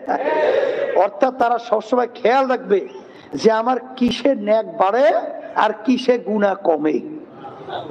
আলহামদুলিল্লাহ, যারা তালিম তরবিয়াতে ছিল, আল্লাহ রাব্বুল আলামিন তাদেরকে নেক কামাই করার যে পরিবেশ দরকার সেরকম একটা পরিবেশ আল্লাহ রাব্বুল আলামিন তাদেরকে দান করছিল। আলহামদুলিল্লাহ। এখন আজকে আখিরে মোনাজাত হবে, তরবিয়াতের শেষ দিন আপনারা আসছেন। আল্লাহ রাব্বুল আলামিন তো বান্দাবান্দির দিলের দিকে তাকিয়ে থাকে, কথা ঠিক না? যদি এই নিয়তে আসেন, রব্বুল আলামিন রমজান মাস বরকতের মাস, রহমতের মাস, গুনাহ মাফ হওয়ার বিশেষ করে মুখ্যম সময় মাস। আল্লাহ এখানে অনেক তোমার বান্দারা ওখানে আছে, এই পর্দায় অনেক মা বোনেরা অনেক কষ্ট করে আসছেন, এই রোদ্রের ভিতরে অনেকে কষ্ট করে বসে আছেন। খবরদার, অনেকে কিন্তু বেপরদায় আবার পুরুষের সামনে পড়িয়েন না, আবার চেহারা খুললে আবার ওই পুরুষের সামনে বসেন না। খবরদার, আসছেন তো নেক কামাই করার জন্য, গুনাহ মাফ করার দেওয়ার জন্য, ঠিক না? আর এখানে যদি আপনার চলাফেরায় আপনার মুখ যদি অন্য পুরুষকে দেখান, আপনার কথা শব্দ যদি অন্য পুরুষকে শুনান, তাইলে নেক কামাই পরিবর্তে আপনি গুনাহ নিয়ে এখান থেকে যাবেন। তাহলে আপনি আসলেন কেন এত কষ্ট করিয়া? আপনি এত কষ্ট করে রোদ্রের ভিতরে বিভিন্ন ভিড়াভিড়ির মধ্যে, আল্লাহ মহিলারা এত পরিমাণ আসছে শুনলাম, একেবারে নিয়ম সারা মনে হয় এরকম। আলহামদুলিল্লাহ, এরা দিনের একটা দিলের ভিতরে দরদ, দিলের টান। তাহলে আলহামদুলিল্লাহ, আল্লাহর বান্দীদেরকে আল্লাহর খাস বান্দী হিসেবে কবুল করুন। অনেক আল্লাহর বান্দারা আসছেন বাড়িঘর সব কাজকর্ম ফেলাইয়া, এখন যারা আসছেন নিয়তের ভিতরে যদি অন্য কোনো চিন্তা থাকে, পরিবর্তন ঘটাইয়া দেন। পরিবর্তন ঘটাইয়া এই নিয়তে বসেন যে আল্লাহ এখানে তোমার অনেক খাস বান্দারা আছে, আজকে রমজান মাসের বরকতের মাসে আল্লাহ আমাদের জীবনের গুনাহ খাতা আপনি মাফ করিয়ে দিয়ে। এরকম নিয়তে যদি মাফ চাইতে পারেন, তা আল্লাহ রাব্বুল আলামিন মাফ করবে, এটা আল্লাহ ওয়াদা করছে, কথা ঠিক কিনা? এখন রমজান মাস সবসময় মনে রাখেন, ওই ওমর ফারুক রাদিয়াল্লাহু তাআলা আনহু ঈদের দিন ঘরের দরজা বন্ধ করে কাঁদতেছিল। কি দরজা? কোন দিন? ঈদের দিন। ঈদ মানে খুশি, খুশির দিন সবাই খুশি করে, আনন্দ করে। আর ওমর ফারুক রাদিয়াল্লাহু তাআলা আনহু তিনি ঘরের দরজা বন্ধ করে কাঁদতেছেন। লোকেরা জিজ্ঞাসা করে, আপনি ঘরের দরজা বন্ধ করে কেন কাঁদছেন? আজকে তো ঈদের দিন, খুশির দিন, আজকে সবাই আনন্দ ফুর্তি করতেছে, আর আপনি যে কাঁদেন। আসলে আপনার আমার গুরুত্ব আর তাদের গুরুত্ব, এটা একটু আপনার আলোচনার মাধ্যমে গুরুত্ব বাড়বে, কথা ঠিক না? তিনি বলতেছিলেন, আল্লাহ রাসূল সাল্লাল্লাহু আলাইহি ওয়াসাল্লাম ওই যে তিনটা দোয়া জিবরাইল আলাইহিস সালাম করছিলেন, আল্লাহর হাবিব যে আমিন বলছিলেন, তিনটা দোয়ার ভিতরে একটা দোয়া হলো, রমজান মাস পাওয়ার পরেও যারা তাদের জীবনের সব গুনাহ মাফ করায় নিতে পারে নাই, ওর ধ্বংস হোক। আমি ওমর তো জানি না আমার উপর থেকে রমজান মাসের রোজা চলে গেছে, আমার গুনাহ আমি মাফ করায় নিতে পারছে কিনা। আজকে ঈদের দিনও আল্লাহ রাব্বুল আলামিন বান্দা বান্দিকে ওইভাবেই মাফ করবেন। এই জন্য আমি একটু চেষ্টা কইরা দেখি যে আমার জীবনের সব গুনাহ আমি মাফ করে নিতে পারি কিনা। এই জন্য আমি মালিকের কাছে কান্দাকাটি করতেছি। এই ছিল তাদের বিশ্বাস, এই ছিল তাদের ঈমান, এই ছিল তাদের দিলের অবস্থান। আর আমাদের দিন যায়, রাত্র যায়, বছর যায়, রমজানের পর রমজান যায়, কিন্তু দেখা যায় যে আমাদের সেইভাবে গুনাহ মাফ করার ব্যাপারে সেরকম গুরুত্বও নাই, অনেকের চেষ্টাও নাই, অনেকের সেইভাবে চিন্তাও নাই, কথা ঠিক না? ওই সব সময় বদদুয়ার কথা মনে রাখেন, যারা তার জীবনের গুনাহ খাতা মাফ করে নিতে পারবে না, ওর ধ্বংস হোক। আল্লাহ রাসূল সাল্লাল্লাহু আলাইহি ওয়াসাল্লাম বলছেন আমিন। এই জন্য আমার বাজানদেরকে বলবো, পর্দা আলে মা বোনদেরকে বলবো, আমাকে বলবো, আল্লাহ যেন আমাদের এই রমজান মাসের বরকতে আমাদের জীবনের সব গুনাহ যেন আল্লাহ মাফ করায়। আর বিশেষ করে মনে রাখেন, সব সময় রমজান মাসের 4টা আমল বেশি বেশি করার জন্য আল্লাহ রাসূল সাল্লাল্লাহু আলাইহি ওয়াসাল্লাম বলছেন, এর ভিতরে একটা আমল হলো কালিমার জিকির বেশি বেশি করা। কিসের জিকির? কালিমার জিকিরটা কি? লা ইলাহা ইল্লাল্লাহ, লা ইলাহা ইল্লাল্লাহ। আপনি হাঁটতেছেন পা দিয়া, জবান কি বন্ধ? তখন জবানে লা ইলাহা ইল্লাল্লাহ জিকির করা যায় না? যায়? তাহলে এটা আল্লাহ হাবিব বেশি বেশি জিকির করার জন্য বলছেন। দ্বিতীয় আমল, আল্লাহ রাসূল সাল্লাল্লাহু আলাইহি ওয়াসাল্লাম বেশি বেশি তাওবা ইস্তেগফার বেশি বেশি করার জন্য বলছেন, বেশি বেশি তওবা করার জন্য বলছেন। আপনি হাঁটতেছেন, চলতেছেন, আর মুখে বলতেছেন আস্তাগফিরুল্লাহ আস্তাগফিরুল্লাহ আস্তাগফিরুল্লাহ আস্তাগফিরুল্লাহাল্লাযী লা ইলাহা ইল্লা হুয়াল হাইয়ুল কাইয়্যুম ওয়া আতুবু ইলাইহি লা হাওলা ওয়ালা কুওয়াতা ইল্লা বিল্লাহিল আলিয়্যিল আযীম। এই তাওবা ইস্তেগফার। 3 নম্বর দোয়া, আল্লাহ রাসূল সাল্লাল্লাহু আলাইহি ওয়াসাল্লাম বলেন, তোমরা বেশি বেশি রমজান মাসের মধ্যে আল্লাহর কাছে বেহেশত চাও, রব্বুল আলামিন আপনি আমাকে বেহেশত দান করেন। কি দান করেন? এখন আল্লাহর কাছে আব্বাজান রহমাতুল্লাহ আলাইহি এত সুন্দরভাবে বলতেন, যখন আল্লাহর কাছে আমরা বেহেশত চাবই, তাই ছোটটা চাবো কেন, বড়টাই চাবো। কারণ আমার মালিকের দরবারে এই কি রহমত, তার দয়া কোনো শেষ আছে? এই তাইলে আমরা যখন মালিকের কাছে চাবো, বড়টাই চাবো, যে মালিক আপনি আমাকে ফেরদাউস বেহেশত নসিব করে, হে আল্লাহ আপনি আমাকে ফেরদাউস বেহেশত দান করে। আল্লাহ আপনি কবুল করেন আমার জন্য, আমাদের সকলের জন্য। 4 নম্বর দোয়া, আল্লাহ রাব্বুল আলামিনের কাছে দোয়া করা, মালিক আপনি আমাকে জাহান্নাম থেকে মুক্তি দান করে, জাহান্নাম থেকে মুক্তি দান করে। সব সময় কালিমার জিকির করা লাগবে না? লাগবে। সব সময় তাওবা ইস্তেগফার পড়া লাগবে না? সব সময় আল্লাহর কাছে বেহেশত চাওয়া লাগবে না? সব সময় জাহান্নাম থেকে আল্লাহর কাছে মুক্তি চাওয়া লাগবে না? কিন্তু রমজান মাসের ভিতরে আল্লাহ রাসূল সাল্লাল্লাহু আলাইহি ওয়াসাল্লাম যেহেতু বলছেন, তাইলে এটা রমজান মাসে এইটা চাইলে, এইটা বেশি বেশি করলে, এইটা স্পেশাল আল্লাহ রাব্বুল আলামিন আপনার সওয়াব বরকত দান করবে। কথা ঠিক কিনা? রমজান মাসে সবসময় মনে রাখেন, স্মরণ করায় দেওয়ার জন্য বলা হইতেছে, 3টা ভাগে ভাগ কইরা আল্লাহ রাসূল সাল্লাল্লাহু আলাইহি ওয়াসাল্লাম সাহাবায়ে কেরামদেরকে শুনাইছেন। প্রথম 10 দিন রহমতে ভরা, দ্বিতীয় 10 দিন রমজানের মাগফিরাতে ভরা, তৃতীয় 10 দিন জাহান্নাম থেকে বিশেষ করে আল্লাহ রাব্বুল আলামিন তার বান্দাবান্দিকে মুক্তি দান করবেন। আল্লাহ রাব্বুল আলামিন সব সময় বান্দাবান্দির উপরে রহমত আছে না নাই?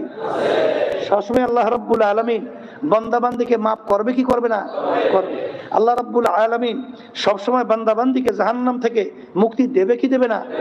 কিন্তু রমজান মাসের ভিতরে আল্লাহ রাসূল সাল্লাল্লাহু আলাইহি ওয়াসাল্লাম বলছেন, প্রথম 10 দিন আল্লাহর রহমতে ভরা, আল্লাহর রহমতে ভরা। দ্বিতীয় 10 দিন এই মাগফিরাতে ভরা, অর্থাৎ আল্লাহ রাব্বুল আলামিন স্পেশাল ভাবে বান্দাবান্দিকে দ্বিতীয় 10 দিন মাফ করবেন, তৃতীয় 10 দিন জাহান্নাম থেকে মুক্তি দান করবেন। সবসময় আল্লাহ রাব্বুল আলামিন বান্দাবান্দির প্রতি রহমত আছে, থাকবে। সবসময় বান্দাবান্দিকে জাহান্নাম থেকে মুক্তি দান করবেন। সবসময় আল্লাহ রাব্বুল আলামিন বান্দাবান্দির গুনাহ মাফ করবেন।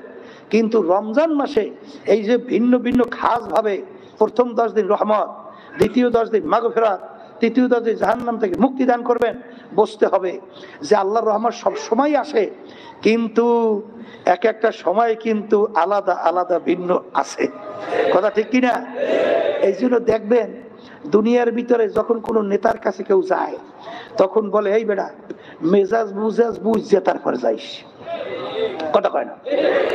সবসময় যাইস টেস না, সবসময় গেলে সবসময় চাইলে পাওয়া যায় না। আগে মেজাজ বুঝবি, একটা সময় উপযুক্ত বুঝবি, এইবার চাবি দেখবি আল্লাহর মধ্যে কাম হয়েছি। কি করে বলে? কথা ঠিক না বেটি? ঠিক আল্লাহ রাব্বুল আলামিন প্রথম 10 দিন আল্লাহ রাখছেন এর রহমতের জন্য খাস করিয়া। তাই বান্দাবান্দি প্রথম 10 দিন আল্লাহর রহমতে ভরপুর, আল্লাহর কাছে রহমত চাইবে তো আল্লাহ খাস ভাবে স্পেশাল ভাবে বান্দাবান্দির প্রতি রহমত নাযিল করবে। তাই প্রথম 10 দিন চলে গেছে, কে কতদূর আল্লাহর পক্ষ থেকে রহমত পাইছি জানি না। দ্বিতীয় 10 দিন আজকে 5 দিন যাইতেছে, জানি না কে কত গুনাহ মাফ করাইতে পারছে। আবার আগামী বছর আমরা রমজান পাবো, তখন আল্লাহর কাছে বলবো আর গুনাহ মাফ করাইতে পারবো? বহু দূরের কথা। যেহেতু আল্লাহ আমাদেরকে সুযোগ দিয়েছেন, তা আজকে আল্লাহ রাব্বুল আলামিন তো বান্দাবান্দি দিলের দিকে তাকাইয়ে থাকে।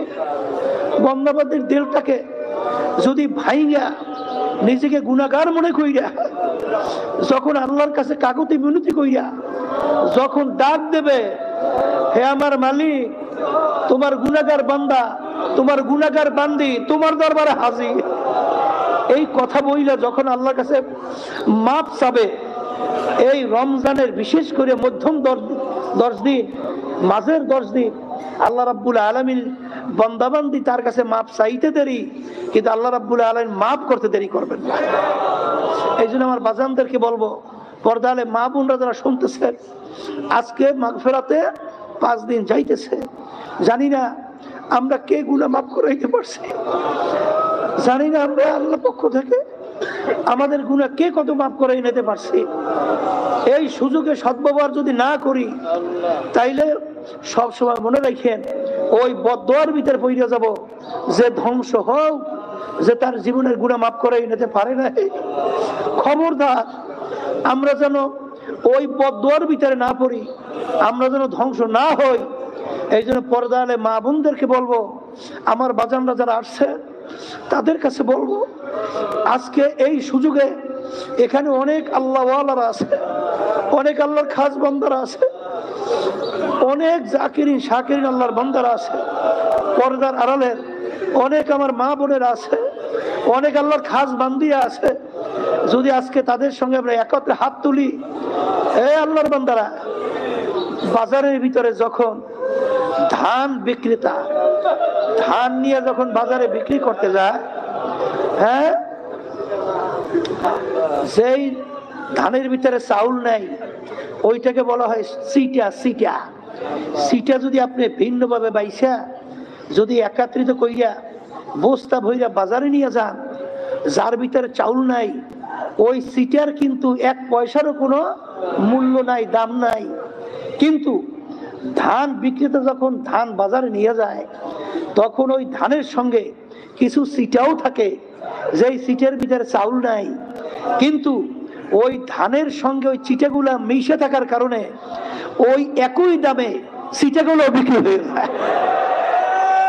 ঠিক এই মজলিসের মধ্যে অনেক আল্লাহওয়ালারা আছে, পর্দার আড়ালের ভিতরে অনেক আমার খাস আল্লাহর বান্দি আছে,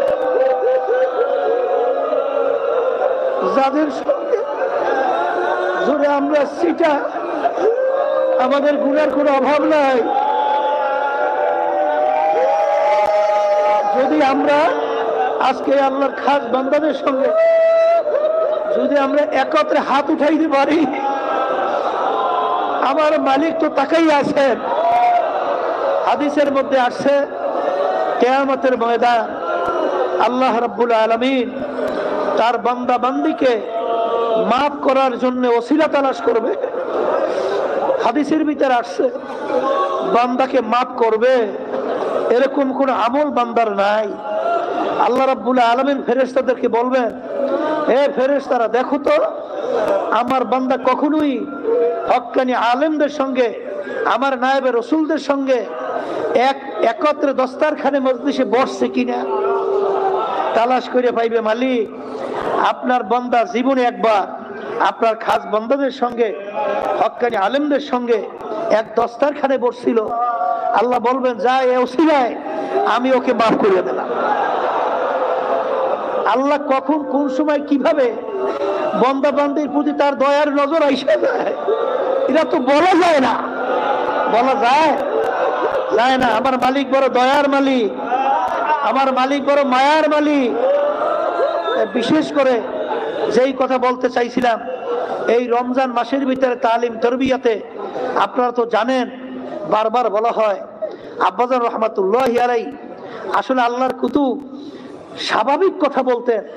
দাদাজান রহমাতুল্লাহি আলাইহি তার ক্যাসেটের ভিতরে শুনছি, অনেক কিতাবের ভিতরে দেখছি, স্বাভাবিক কথা বলতেন। কিন্তু এক একটা কথা যদি আমরা চিন্তা করি, ওই একটা কথাই আপনার আমার জীবনের জন্য যথেষ্ট। কথা ঠিক না? আল্লাহর কুতুব রহমাতুল্লাহি আলাইহি আব্বাজান তিনি একটা উদাহরণ দিতেন যে যেই ধাতুর মূল্য বেশি ওই ধাতু দিয়ে যদি কোনো জিনিস তৈরি করা হয় তার মূল্য বেশি হয়।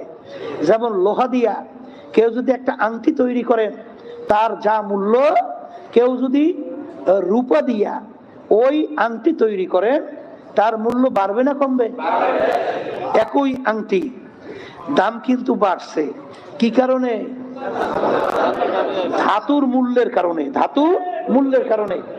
যদি ওই আংটিটা স্বর্ণ দিয়ে তৈরি করা হয় তার মূল্য আরো বাড়বে। যদি ওই আংটিটা হীরা দিয়ে তৈরি করা হয় তার মূল্য আরো বাড়বে। ঠিক একই আংটি রূপ আপনি লোহা দিয়ে তৈরি করছেন তার যা মূল্য হয়, রূপা দিয়ে তৈরি করলে তার মূল্য বাড়ে, স্বর্ণ দিয়ে তৈরি করলে তার মূল্য আরো বাড়ে, হীরা দিয়ে তৈরি করলে তার মূল্য আরো বাড়ে। এক কথায় এই দামি ধাতু দিয়া বস্তু তৈরি করলে ওই ধাতুর মূল্যের কারণে বস্তুর মূল্য বাড়ে। আব্বাজান রহমাতুল্লাহি আলাইহি কত সুন্দর একটা সাধারণ উদাহরণ দিতেন যে আল্লাহ রাব্বুল আলামিন ফেরেশতা বানাইছেন নূর দিয়া। কি দিয়া? নূর দিয়া। জিন জাতি বানাইছেন আগুন দিয়া, আর মানুষকে আল্লাহ বানাইছেন মাটি দিয়া। ধাতুগত মূল্যের দিক থেকে নূরের মূল্য বেশি। কথা বলেন, কির মূল্য বেশি? দ্বিতীয় পর্যায়ে আগুনের মূল্য বেশি, তৃতীয় পর্যায়ে মাটির মূল্য অর্থাৎ শেষ পর্যায়ে। কিন্তু বাহ্যিক দৃষ্টিতে বেশি সম্মান হওয়ার কথা ছিল কাদের? ফেরেশতাদের। কারণ ধাতুর মূল্য বেশি নূর। দ্বিতীয় পর্যায়ে মূল্য হওয়ার কথা ছিল জিন জাতি আগুনের। তৃতীয় পর্যায়ে মূল্য আসবে মানুষ, কারণ মাটি দিয়ে তৈরি হয়েছে। কিন্তু আল্লাহ রাব্বুল আলামিন তো ঘোষণা করছেন ওয়ালাকাদ কাররামনা বানি আদম।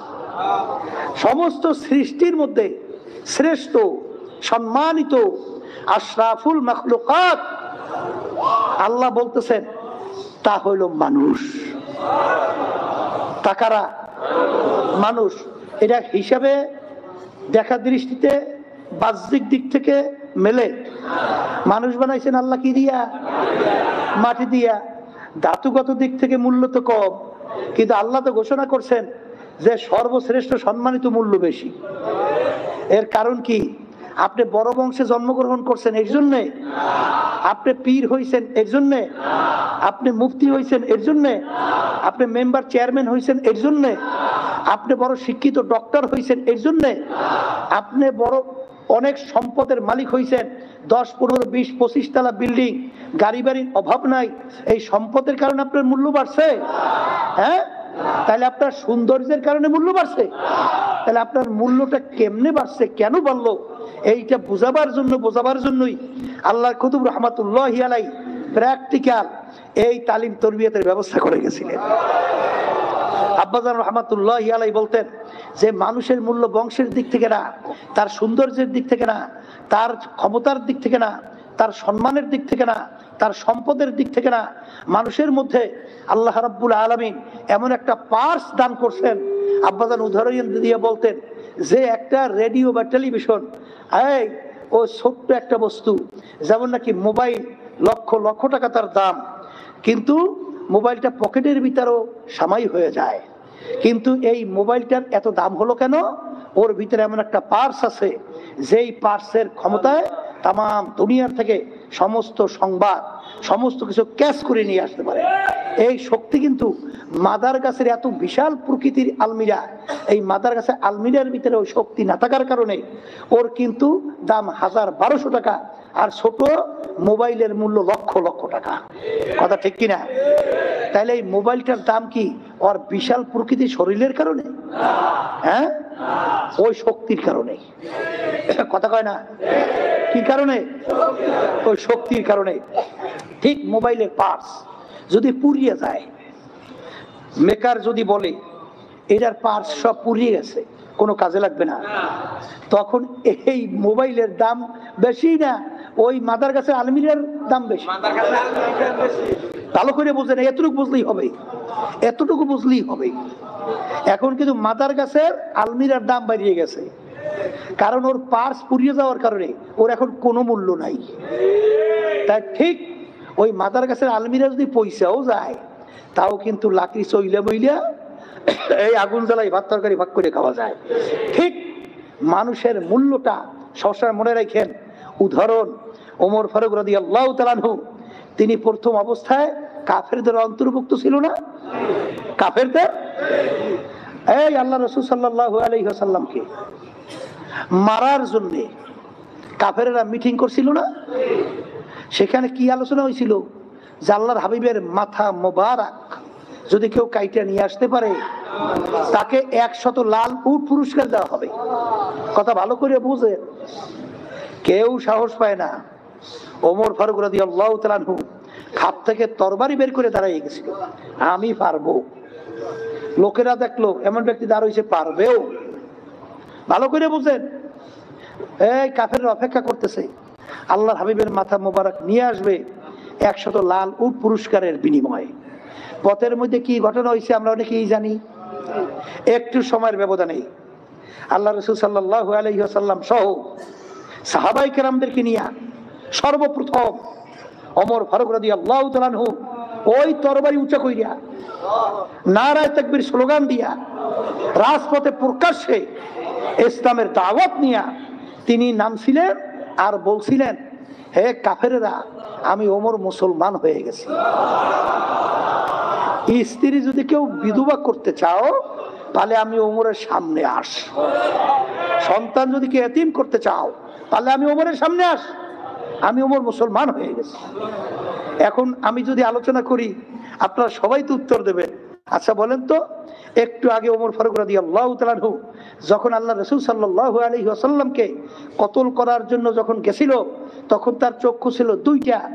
এখন একটু সময়ের ব্যবধানে তিনি যে ইসলামের পক্ষে, এখন তিনি যে প্রকাশ্যে রাজপথে স্লোগান দিয়ে নামছিল, এখন তার চক্ষু কি 4টে হয়েছে না 2টাই আছে? ভালো করে বলছেন, চক্ষু 4টে না 2টা? হাত আগে 2টা ছিল, এখন কি 4টে আছে না 2টিই আছে? পায়ের দিক থেকে কোনো পরিবর্তন হয় নাই, অন্যান্য অঙ্গ প্রত্যঙ্গ কোনো জায়গায় পরিবর্তন হয় নাই। কিন্তু কোন পরিবর্তনের কারণে?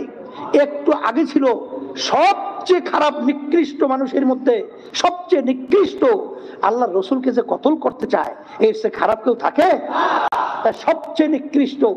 আর একটু সময়ের ব্যবধানে সে এখন মানুষের ভিতরে উত্তম মানুষের কাতারের ভিতরে চলে আসছে। পার্থক্য কি হয়েছে? চক্ষু, হাত, অঙ্গ কোনো প্রত্যঙ্গ? তাহলে বোঝা গেল একটা জায়গায় পার্থক্য হওয়ার কারণে তার মূল্য বেড়ে গেছে। কথা কয় না? এইটা বোঝার জন্য, বোঝাবার জন্যই, আর ওইটাকে ভালো করিয়া ভালো মানুষ হইয়া যাওয়ার জন্যই এই যত মিশন শোনেন, এই যত তরিকা শোনেন, এই যে পীর মুরিদি শোনেন, মূল উদ্দেশ্য কিন্তু একটাই। আর সবসময় মনে রাখেন, ওই যে আল্লাহ রাসূল সাল্লাল্লাহু আলাইহি ওয়াসাল্লাম সাহাবায়ে কেরামদেরকে লক্ষ্য করে বলতেছিলেন, এক আল্লাহর বান্দা মসজিদের দরওয়াজা দিয়ে ঢুকতেছে। আল্লাহর হাবিব বলেন, তোমরা বেহেশতি লোক যদি দেখতে চাও, বলতেছেন ইঙ্গিত করিয়া তাকে দেখে নাও। একটা লোককে বলতেছেন তাকে দেখো। এখন সাহাবা ঢুকছে, দেখে তার কেতুলের মধ্যে জুতা, ওদিকে উজু করিয়ে আসছে, পানি টপটপ হয়ে পড়ে। দেখছে আল্লাহ রাসূল সাল্লাল্লাহু আলাইহি ওয়াসাল্লাম বলছে, বেহেশতি লোক দেখলে দেখো। এরা বিশ্বাস না করলে ইমান থাকবে? তাহলে বেহেশতি লোক। পরদিন আবার বলতেছে, তোমরা যদি বেহেশতি লোক দেখতে চাও, দেখে নাও। দেখো ওই একই ব্যক্তি ওই মসজিদের দরজা দিয়ে ঢুকতেছে। আবার তৃতীয় দিন আল্লাহ রাসূল সাল্লাল্লাহু আলাইহি ওয়াসাল্লাম বলেন, তোমরা যদি বেহেশতি লোক দেখতে চাও, দেখে নাও। আবার দেখে একই ব্যক্তি ঢুকতেছে। এখন ওই সাহাবা, এই আমলদার ছিল না, তিনি চিন্তা করলেন যে আল্লাহ রাসূল 3 দিন পর্যন্ত বেহেশতের সুসংবাদ দিল, তার আমল কি, ব্যতিক্রম কি আমল আছে, এইটা আমার দেখা লাগবে, সেই আমল আমি করব। তার ওখানে যে মেহমান হয়েছে, মেহমান হওয়ার পরে এখন দেখতে আছে আমল কি কি করে। তাই আমল দেখে কোনো ব্যতিক্রম আমল নাই। এসা নামাজ পড়েই এই বেতের সুন্নাত পড়ি আবার ঘুমাইয়ে যায়, আবার ফজরের সময় উঠে যায়, আবার এইরকম নিয়মেই চলে, বেতে কোনো কোনো তেমন আমল নাই। এখন চিন্তা করলো ব্যাপার কি? আল্লাহ রাসূল সাল্লাল্লাহু আলাইহি ওয়াসাল্লাম তাকে বেহেশতের 3 দিন পর্যন্ত দেখতে চাইলে দেখে দাও, ব্যাপারটা কি, তার আমলটা কি? এখন জিজ্ঞাসা করে, ভাই এর সে ব্যতিক্রম কোনো গোপনীয় আপনার কিছু আমল আছে? কল না ভাই, আর সে আমার ব্যতিক্রম কিছু আমল নাই, তবে আমার আর একটা আমল আছে। বলতে কি, আমার কলবটা পরিষ্কার, আমার দিলটা একেবারে সাফ, আমার দিলের ভিতরে কোনো ভেজাল নাই, একেবারে পরিষ্কার। তখনই ওই সাহাবা বলতেছেন, আসলে আল্লাহর হাবিব সাল্লাল্লাহু আলাইহি ওয়াসাল্লাম তাকে যে বলছেন বেহেশতি লোক দেখতে চাও, দেখে নাও, এইটা কিন্তু তার এই কলব পরিষ্কার থাকার কারণে, কলব ভালো হওয়ার কারণেই আসলে বেহেশতের সুসংবাদ। কথা ঠিক কিনা? ওই যে এক সূরার ভিতরে 11টা কসম করার পরে আল্লাহ বলছেন না, বাদ আফলাহা মান যাক্কাহা ওয়া কাদ খাবা মান দাসসাহা। যার ওই কলব নামক যে বস্তুটা, যার কারণে মানুষের মূল্য বাড়ে কমে, ওই যে পার্স মোবাইলের যার কারণে মূল্য বাড়ছে, তাহলে মানুষ বংশের কারণে, শিক্ষার কারণে না, টাকার কারণে না, ক্ষমতার কারণে না, সম্মানের কারণে না, সৌন্দর্যের কারণে না, মানুষের সম্মান বাড়ে কমে ওই যে কলব নামক যে একটা পার্স আল্লাহ দান করছেন, ওই পার্স এর উপরে ভিত্তি কইরা মানুষের সম্মান বাড়ে, এবং ওই কলবের উপরে ভিত্তি কইরাই মানুষের সম্মান কমে। কথা ঠিক কিনা? এখন আমার বাজানদেরকে বলবো, পর্দালে মা বোনদেরকে বলবো, এই কলবের রোগগুলো সম্পর্কে আলোচনা চলছিল, সবসময় হয়। তার ভিতরে বলা হয়েছিল এই কলব খারাপ হয় কিসে কিসে, তার ভিতরে উল্লেখযোগ্য 10টা রোগের কথা বলা হয়েছিল। তার ভিতরে একটা তাকাব্বুরি, আমি বড়, আমি ভালো, এইটা ভিতরে থাকা যাবে না, এটা দূর করা লাগবে। আর একটা রোগের নাম বলা হয়েছিল হিংসা, হিংসা পর উন্নতি দেখে সহ্য করতে না পারা, এইটা কলবের রোগ, সমস্ত নেকি ধ্বংস করে দেয়। আর একটা রোগ কথা বলা হয়েছিল হব্বে যা হব্বে মাল, মালের মহব্বত, সম্মানের মহব্বত, এই পদের মহব্বত। আজকে বর্তমানে কিন্তু এই আল্লাহর হাবিব সাল্লাল্লাহু আলাইহি ওয়াসাল্লাম তো বলছেন যে হুব্বু দুনিয়া রাসু কুল্লি খাতিয়াতিন, সমস্ত গুনার মূল হলো এই দুনিয়ার মোহ। এই মহিলারা, এক মহিলার স্বামী অমুকের অনেক সুন্দরী, এই বিভিন্ন কায়দায় এই সুন্দরের মহব্বত। কথা ঠিক না বেটি? অনেকে মনে করে এই আমি অমুকের চেয়ে অনেক দামি, আমি ওই সম্পদের প্রতি অনেকের এমন আকর্ষণ, হারাম হালালের তমিজ অনেক সময় করে না। কথা ঠিক কিনা? এই বাংলাদেশ সহ তাম দুনিয়ার মধ্যে এই যত গন্ডগোল, যত মারামারি, যত কাটাকাটি, যত খুনাখুনি, সবই তো এই দুনিয়ার মোহের কারণে। কথা ঠিক না বেটি? আর এই অন্তরের এই রোগটার কারণেই সমস্ত গুনার মূল। এই যে অনেক চরমনাইবাসী এবং বিভিন্ন আল্লাহর বান্দারা বাংলাদেশের ভিতরে শতকরা 92 জনের মুসলমান বসবাস করার পরেও এখন এক শ্রেণীর আমার বাজানরা আছে, বিএনপি ছাড়তে পারে নাই, আওয়ামী লীগ ছাড়তে পারে নাই, জাতীয় পার্টি ছাড়তে পারে নাই। এক কথায় যারা মানব রচিত তন্ত্র মন্ত্র আইনকে বাস্তবায়নের জন্য রাজনীতি মাঠে রাজনীতি করে, বিএনপির তাদের কি মানে ধারা কি, নিয়ম কি, তারা কি চায়, তাদের একটা উদ্দেশ্য আছে না? আওয়ামী লীগের একটা উদ্দেশ্য আছে না? জাতীয় পার্টির উদ্দেশ্য আছে না? বিএনপির মূল উদ্দেশ্যটা কি? প্রচলিত গণতন্ত্র। বলেন প্রচলিত? এই প্রচলিত গণতন্ত্রের প্রবক্তা কে ছিল? প্রাক্তন প্রেসিডেন্ট আমেরিকা আব্রাহাম লিঙ্কন। তিনি কি বলছিলেন? এই প্রচলিত গণতন্ত্রের theory, government of the people, by the people, for the people. তিনি এক কথায় বোঝাতে চায় সমস্ত ক্ষমতার মালিক জনগণ। এখন যদি আমি বলি, আচ্ছা বলেন তো, এই কথা কেউ যদি যাই না সই না, কেউ যদি বিশ্বাস করে সমস্ত ক্ষমতার মালিক জনগণ, আচ্ছা আপনিই বলেন আপনার ঈমান থাকবে? হ্যাঁ, তা আপনার যদি ঈমান না থাকে, এরপরেও এক শ্রেণী আমার বাচানরা বিএনপি করে না? আসতে করে না? এটা কিসের কারণে? আল্লাহর রাজি খুশির জন্য?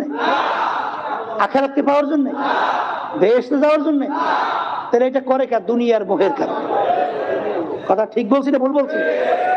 এরপরে এক শ্রেণী দেখবেন আওয়ামী লীগ করে, আমাদের চরমনাইতে আছে, এই পাশেই তার বাবা ছিল চরমনাই আল্লাহ কুতুব ফজলুল করিম দাদাজান রহমতুল্লাহ আলাই, খাস মুরিদের ভিতরে একজন, তার ছেলে আওয়ামী লীগ করে। বুঝলেন? হ্যাঁ, কেমন আওয়ামী লীগ করে? মানে এই আওয়ামী লীগ তো করেই দেখেন আজকে আওয়ামী লীগ যারা করে কি প্রমাণিত হয়েছে? তারা সব ভারতের দালালি করে প্রমাণিত হয়েছে। আচ্ছা হয়েছে? আচ্ছা, আওয়ামী লীগের নীতি আদর্শ কি? ধর্মনিরপেক্ষতাবাদ বাস্তবায়ন করতে চায়। ধর্মনিরপেক্ষতাবাদ আছে কোথায়? ভারতে। ধর্মনিরপেক্ষতাবাদের তারা ব্যাখ্যা দেয় কি? যার যার ধর্ম সে পালন করবে। এইটা একটা মিথ্যা ব্যাখ্যা না? নিরপেক্ষ শব্দের অর্থ কোনো পক্ষ নাই, কিন্তু তারা ব্যাখ্যা দেয় যার যার ধর্ম সে পালন করবে। এই ব্যাখ্যা হয়? নিরপেক্ষ আপনি যখনই বলবেন তখন বলবেন আমি কোনো পক্ষ নাই। কি ভুল বলছি না ঠিক বলছি? কিন্তু এখানে ব্যাখ্যা দেয় যার যার ধর্ম সে পালন করবে। এরপর ধরিয়ে নেন যে তার যার ধর্ম সে পালন করবে, যদি তাদেরটাই হয়, ভারতে কি মুসলমান তাদের নিয়ম অনুযায়ী ধর্ম পালন করতে পারে? মুসলমানদের মসজিদ ভাঙ্গে সব চুরমার করে কি করে না? আসতে কয় মুসলমানদের গরুর গোশত খাইতে দেয়? হ্যাঁ, সেখানে মারিয়ে ফেলায় কি ফেলায় না? এখানে ভারতের দালালি করছে এই আওয়ামী লীগ। সেখানে যারা আওয়ামী লীগ করে তাহলে এরা কি ওই ভারতের সেই হিন্দুত্ববাদ এবং তাদের ওই জুলুম, মুসলমানদের উপর অত্যাচার আজকে যে ভারতে হইতেছে সেটা বাস্তবায়নের জন্য আজকে এরা চেষ্টা করতেছে না? কথা বলেন না কেন? এরপরে দেখেন এই দুনিয়ার মোহের কারণে আজকে এই হাজার হাজার মায়ের কোল খালি করে ফেলাইছে না? না ফেলায় নাই, কি ফেলাইছে? এই যে আমাদের ভবিষ্যৎ প্রজন্ম সন্তানগুলোকে ন্যায্য দাবির জন্য তারা রাস্তায় নামছিল, সেখানে পাখির মতো গুলি করে তাদেরকে শেষ করে দেয় নাই দেশে? এরপরে বাংলাদেশের ভিতরে এই অন্যায় এবং মিথ্যাচার, এখানে বাংলাদেশের মানুষকে ভোটাধিকার এটা প্রয়োগ করতে দেশে? এটা কি জুলুম? এটা ন্যায়? এইবার বিভিন্ন মিথ্যা কথা কি বলছে, কি বলে নাই? এই যে 18 সালে যে আমরা নির্বাচনে গেছিলাম সবাই, সেখানে শেখ হাসিনা কি কইছিল? কইছিল যে আমি শেখ মুজিবের কন্যা, আমি হাসিনা বলতেছি, আমার কথার উপর আস্থা রাখেন, আপনারা নির্বাচনে যদি আসেন সুন্দর পরিবেশ তৈরি করব। আমরা তো চিন্তা করছি যে প্রধানমন্ত্রী মানুষের তো একটা পদেরও তো এক সম্মান আছে, হ্যাঁ? আবার কইতেছে আমি শেখ মুজিবের মাইয়া, আমার কথার উপর আস্থা রাখেন, আপনারা আমার কথার উপর নির্বাচনে আসেন, সেরকম সুন্দর পরিবেশ তৈরি করব। এখন আমরা কেউ তো আর বুঝি নাই যে এরকম মিথ্যা কথা দিনে দুপুরে রাত্রে কইতে পারে, এত আর কেউ বুঝছে? আমরা তো সবাই নির্বাচন একা সব রাজনৈতিক দল গেছে, যাওয়ার পরে এই সময় আর একটু সুযোগ পাইয়া দিনের ভোট রাত্রি বাক্সে ঢুকেই দিয়েছে। বিশ্ব শয়তান না? বিশ্ব শোন না? তাহলে তোরা যারা ন্যায় দেখাও, আওয়ামী লীগ করো, এরা যারা নাকি এই মিথ্যার উপরে তোরা সহযোগিতায় আসো বা সহযোগিতা করেন, এরা কি জ্ঞানী না সম্পূর্ণ অজ্ঞানী? বলবে এইটা করিয়া এরা আবার বলে মরিয়া বেহেশতেও যাইতে চায়। কোন কোরআন এবং হাদিস অনুযায়ী যাইতে চায় আল্লাহ জানে, তা আমরা কইতে পারি এরকম কোরআন হাদিস আমরা দেখি না। আল্লাহ বলতেছেন তানিবুত তাগুত, তোমরা তাগুত থেকে বাঁচো, তাগুত থেকে অস্বীকার করো। তাগুতের ভিতরে বড় একটা তাগুত হলো মানব রচিত কুফরি তন্ত্র মন্ত্র। এইটা তাগুতের ভিতরে একটা বড় তাগুত। অনেক পর্দা আলে মা বোনেরা আছে এখনো চরমনে থাকা অবস্থায় বিভিন্ন সময় সুদের সাথে জড়ায়, সুদের সাথে জড়াইয়া তারপর ওই আমাদের এই চরমনাই ওয়ার্ডের ভিতরে একটা বড় সুদী, বুঝলেন, বড় একটা সুদী আছে, ওইটার আবার ভোট দিয়ে এক শ্রেণী আমাদের চরমনাই এই 7 নম্বর ওয়ার্ডে বসবাস করিয়া এইটার আবার মেম্বার বানায়, সুদীর সহযোগিতা করে। কোথায় আছেন, কোথায় যাইবেন, কি করবেন, আছেন কোথায়? আবু জাহেলের চরিত্র না? হ্যাঁ, আল্লাহ কুতুব ফজলুল রহমতুল্লাহি আলাই, দাদাজান আব্বাজান রহমতুল্লাহি আলাই আজকে আমাদের সামনে ঘুমাই আছেন। এই তোমরা বুঝছো কি আর বুঝাইছে কি? কি বুঝছো আর বুঝাইছে কি? সারা বছর বসে বসে। তাই যেই কথা বলতে চাইছিলাম, এই হুব্বুদ দুনিয়া রাসুকুল্লি খতিয়াতিন, শোনেন, কিয়ামতের মধ্যে 7 প্রকার লোককে আল্লাহ তার আরশে ছায়া দান করবে। তার ভিতরে 1 প্রকার হলো হুব্বু ফিল্লাহ বুগযু ফিল্লাহ, যারা দুনিয়া থাকা অবস্থায় মোহাব্বত সম্পর্ক রাখবেও আল্লাহকে রাজি খুশির জন্য। এই কথাটা কি আমি বলছি? কোন মোল্লা মৌলবী বলছে? না, আল্লাহ রাসূল সাল্লাল্লাহু আলাইহি ওয়াসাল্লাম বলছে। এই যেদিন কোনো ছায়া থাকবে না কিয়ামতের ময়দান, সেদিন কয় প্রকার লোককে আল্লাহ ছায়া দান করবে আরশে? বলে 7 প্রকার। এর ভিতরে 1 প্রকার হলো যারা দুনিয়ায় থাকা অবস্থায় মোহাব্বত সম্পর্ক রাখবেও আল্লাহকে রাজি খুশির জন্য, এবং মোহাব্বত ছাড়বেও সম্পর্ক বাদ দেবেও আল্লাহকে রাজি খুশির জন্য। এই শ্রেণীর আল্লাহর বান্দাদেরকে, আল্লাহর বান্দীদেরকে আল্লাহ কিয়ামতের ময়দানে ডাইকা ডাইকা তার স্পেশাল আরশে ছায়া দান করবে। এই তুমি মুসলমান না? তুমি ঈমান আনো নাই? তুমি আল্লাহর রাসূলকে বিশ্বাস করো না? তাহলে তুমি আল্লাহর হাবিবের এই হাদিস বিশ্বাস করো না যে দুনিয়ায় থাকবে সম্পর্ক রাখবে কার রাজি খুশির জন্য? আল্লাহ। সম্পর্ক ছাড়বেও দুনিয়া কার রাজি খুশির জন্য? তাই যারা নাকি মানব রচিত কুফরি তন্ত্রমন্ত্র বাস্তবায়ন করতে চায়, যারা মিথ্যার উপরে প্রতিষ্ঠিত, যারা জুলুমের সাথে জড়িত, যারা জনগণ সরকারি টাকা লুটপাট করে এবং যারা বাংলাদেশের টাকা লুটপাট করে বিদেশে পাচার করে, যারা অন্যায়ভাবে মানুষকে কেস দিয়ে হয়রানি করে জেলে দেয়, এই বিভিন্ন জুলুম যারা করে, তাদের সঙ্গে তুমি যদি জড়াইয়া দল করো, তাহলে এই সম্পর্কটা, এই দল করাটা, এইটা আল্লাহর সঙ্গে আল্লাহর মহব্বতের কারণেই করতেছো। কথা বলে না? হ্যাঁ, তাহলে এই মহব্বতটা রাখলে আল্লাহ খুশি হয় না? আল্লাহ খুশি হয় না? আল্লাহ খুশি হয় না? আল্লাহ কি হয়? আল্লাহ যদি বেজার হয়, তাইলে এখন তুমি এই হাদিস অনুযায়ী নিজেকে প্রশ্ন করে কবরে রওনা করো। তুমি কি আরশের নিচে ছায়া চাও? বলেন সবাই চাই? কিয়ামতের ময়দানে আল্লাহর যেদিন কোনো ছায়া থাকবে না, একমাত্র আল্লাহর স্পেশাল আরশের ছায়া ছাড়া, সেদিন 7 প্রকার লোককে আল্লাহ ডাইকে যে তার আরশে ছায়া দান করবেন। তার ভিতরে 1 প্রকার হলো যারা দুনিয়ায় থাকা অবস্থায় মোহাব্বত সম্পর্কে রাখবেও আল্লাহকে রাজি খুশির জন্য, এবং মোহাব্বত সম্পর্ক ছাড়বেও আল্লাহকে রাজি খুশির জন্য। এই শ্রেণীর আল্লাহর বান্দাদেরকে, এই শ্রেণীর আল্লাহর বান্দীদেরকে আল্লাহ রাব্বুল আলামিন ডাইকা তার স্পেশাল আরশে ছায়া দান করবেন। তাই যারা বিশেষ করে দুনিয়ায় আছেন, বাংলাদেশে আছেন, যারা সর্বনাইতে আছেন, যারা এই কথা শুনতেছেন, তারা এই যে বিএনপি সহ, আওয়ামী লীগ সহ দুনিয়ামুখী যারা দুনিয়ার এই গণতন্ত্র সহ এগুলা বাস্তবায়ন করতে চায়, এইটা কিন্তু আল্লাহর রাজি খুশির জন্য না, এইটা কিন্তু দুনিয়ার উদ্দেশ্যে এবং জুলুম করার উদ্দেশ্যে, মানুষের টাকা পয়সা ঠকাবার উদ্দেশ্যে, বাংলাদেশ টাকা পাচার করার উদ্দেশ্যে, নিজে তো অন্যের টাকা পকেট থেকে হাতাই নিয়ে সম্পদ বিদেশে গড়ার জন্য তাম দুনিয়ার ভিতরে 1 বার 2 বার না, এই দেশটাকে 5 বার যারা চোরের দিক থেকে ফাঁস করছে, এরপরও তাদের সাথে আপনারা জড়াইয়া তারপর আপনারা রাজনীতি করবেন, তারপর দল করবেন, আর বলবেন যে আমি খুব আল্লাহরে মহব্বত করি, আমি খুব বেহেশতে যাইতে চাই, আমি খুব আরশের নিচে ছায়া চাই। তাইলে এই কথাটা একটু অযৌক্তিক হয় না? তাহলে মহব্বত রাখবো কার জন্যে? ছাড়বো কার জন্যে? এইটা অন্তরে একটা রোগ, এইটা দূর করা লাগবে।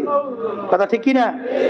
এরপর রাগ দূর করা লাগবে, এরপরে অজব দূর করা লাগবে, এরপরে লোভ দূর করা লাগবে। এই লোভের কারণে মানুষ তো হারামের ভিতরে ঢোকে, কুবুরের ভিতরে বলতো এরা কি জড়াইয়া যায়।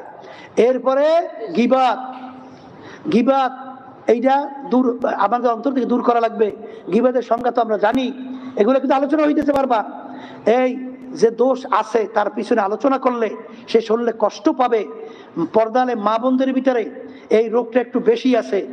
আর এক মহিলা বিভিন্ন তার দোষ আর একজনের কাছে বইলে ভালো হয়, আছে না নাই? আরে আমরাই তো বাড়ির মধ্যে টের পাই। এই একজন আর একজনের মহিলার বিরুদ্ধে এমন সুন্দরভাবে আলোচনা করে, আর একজন এবার খুব মজা মারিয়ে শোনে, খুব খুশি। কথা বোঝেন নাই? কিন্তু গীবাদের গুনাহ জিনার চেয়েও কঠিন। আল্লাহ রাসূল সাল্লাল্লাহু আলাইহি সাল্লাম বলেন, আল গীবাতু আশাদ্দু মিনাজ জিনা। জিনার চেয়েও কঠিন গুনাহ হলো জিনা, ঘৃণিত গুনাহ, কঠিন গুনাহ। তার চেয়েও কঠিন বোঝাবার জন্য আল্লাহ রাসূল সাল্লাল্লাহু আলাইহি সাল্লাম বলেন, গীবতের গুনাহ এর চেয়ে শক্ত গুনাহ। চরমনায় কিছু মুজাহিদ আছে, চরমনাইতে আসা যাওয়া করছে, বহুদিন হয়েছে, কিন্তু এখন পর্যন্ত অন্য মুজাহিদে আমার ভাই সমালোচনা এখনো ছাড়ে না। অন্যজনের আলোচনা সমালোচনা করতে খুব ভালো লাগে। পর্দালে অনেক মা বোনরা আছেন, এই নিজের দোষের শেষ নাই, নিজে কবর কি নিয়ে যাবো চিন্তা নাই, আর একজনের দোষ নিয়ে খুব ব্যস্ত আছে। এই গীবতের গুনাহ থেকে আল্লাহ বাঁচাও। তোহমাত, যেইটা তার ভিতরে দোষ নাই কিন্তু দোষ বানাইয়া তার ব্যাপারে আলোচনা করা, এইটা হইল গীবতের চেয়েও কঠিন গুনাহ। এই রোগগুলো দূর করার জন্য সবচেয়ে বড় একটা ঔষধের মধ্যে ঔষধ হলো মৌতের মোরাকাবা। মৌতের মোরাকাবা বেশি বেশি করা, মৌতের চিন্তা। কথা বোঝে না? কি মোরাকাবা? মৌতের মোরাকাবা। কোরআনুল কারীম বেশি বেশি তেলাওয়াত। কথা ঠিক না? এরপরে আল্লাহর খাস বান্দাদের সঙ্গে সম্পর্ক তৈরি করা। আর একটা সবচেয়ে বড় ঔষধ হলো আল্লাহ রাব্বুল আলামিনের জিকির বেশি বেশি করা। আল্লাহ রাব্বুল আলামিনের জিকির বেশি বেশি করার মাধ্যমে এই কলবের রোগগুলা সাফ হইতে থাকে। এই জন্য আমার বাজানদেরকে বলবো, আর এই কলবকে সাফ কইরেই উত্তম মানুষ হইয়া আমাদেরকে কবরে যাওয়া লাগবে। জোরে বলেন কথা ঠিক কিনা? আজকে মাগফিরাতের ৫ম দিন যাইতেছে, জানি না আমরা আমাদের গুনাহ মাফ করাইতে পারছি কিনা। আমার মালিক তো বড় দয়ার মাওলা, আমার মাওলা তো রহমানুর রহিম, দয়ার সাগর। কির সাগর? আমার মালিক কেমন দয়ার সাগর। ওই যে ঘটনা শোনেন না, দাহিয়ে কলবি রাদিয়াল্লাহু তাআলা আনহু, তিনি যখন আল্লাহর হাবিবের কাছে গেলেন, যাই বলতেছেন, আল্লাহ রাসূল সাল্লাল্লাহু আলাইহি ওয়াসাল্লাম, আমার মালিক আমার এই গুনাহকে মাফ করবেন? আল্লাহ রাসূল সাল্লাল্লাহু আলাইহি ওয়াসাল্লাম বলেন, দাহিয়া কলবি, আমার মালিক বড় দয়ার মালিক, মালিকের কাছে যদি মাফ চাওয়ার মতো চাওয়া যায়, তাওবা মানে তাওবা নাসুহা, যদি খালেস তাওবা করা যায়, আল্লাহ রাব্বুল আলামিন জীবনের সব গুনাহ মাফ করবেন। তখন দাহিয়া কলবি রাদিয়াল্লাহু তাআলা আনহু বলতেছেন, হে আল্লাহর রাসূল, আমার মালিক কি আমার ওই গুনাহও মাফ করবেন? বলে, তোমার কি গুনাহ, এমন কি গুনাহটা যে আল্লাহ মাফ করবেন না?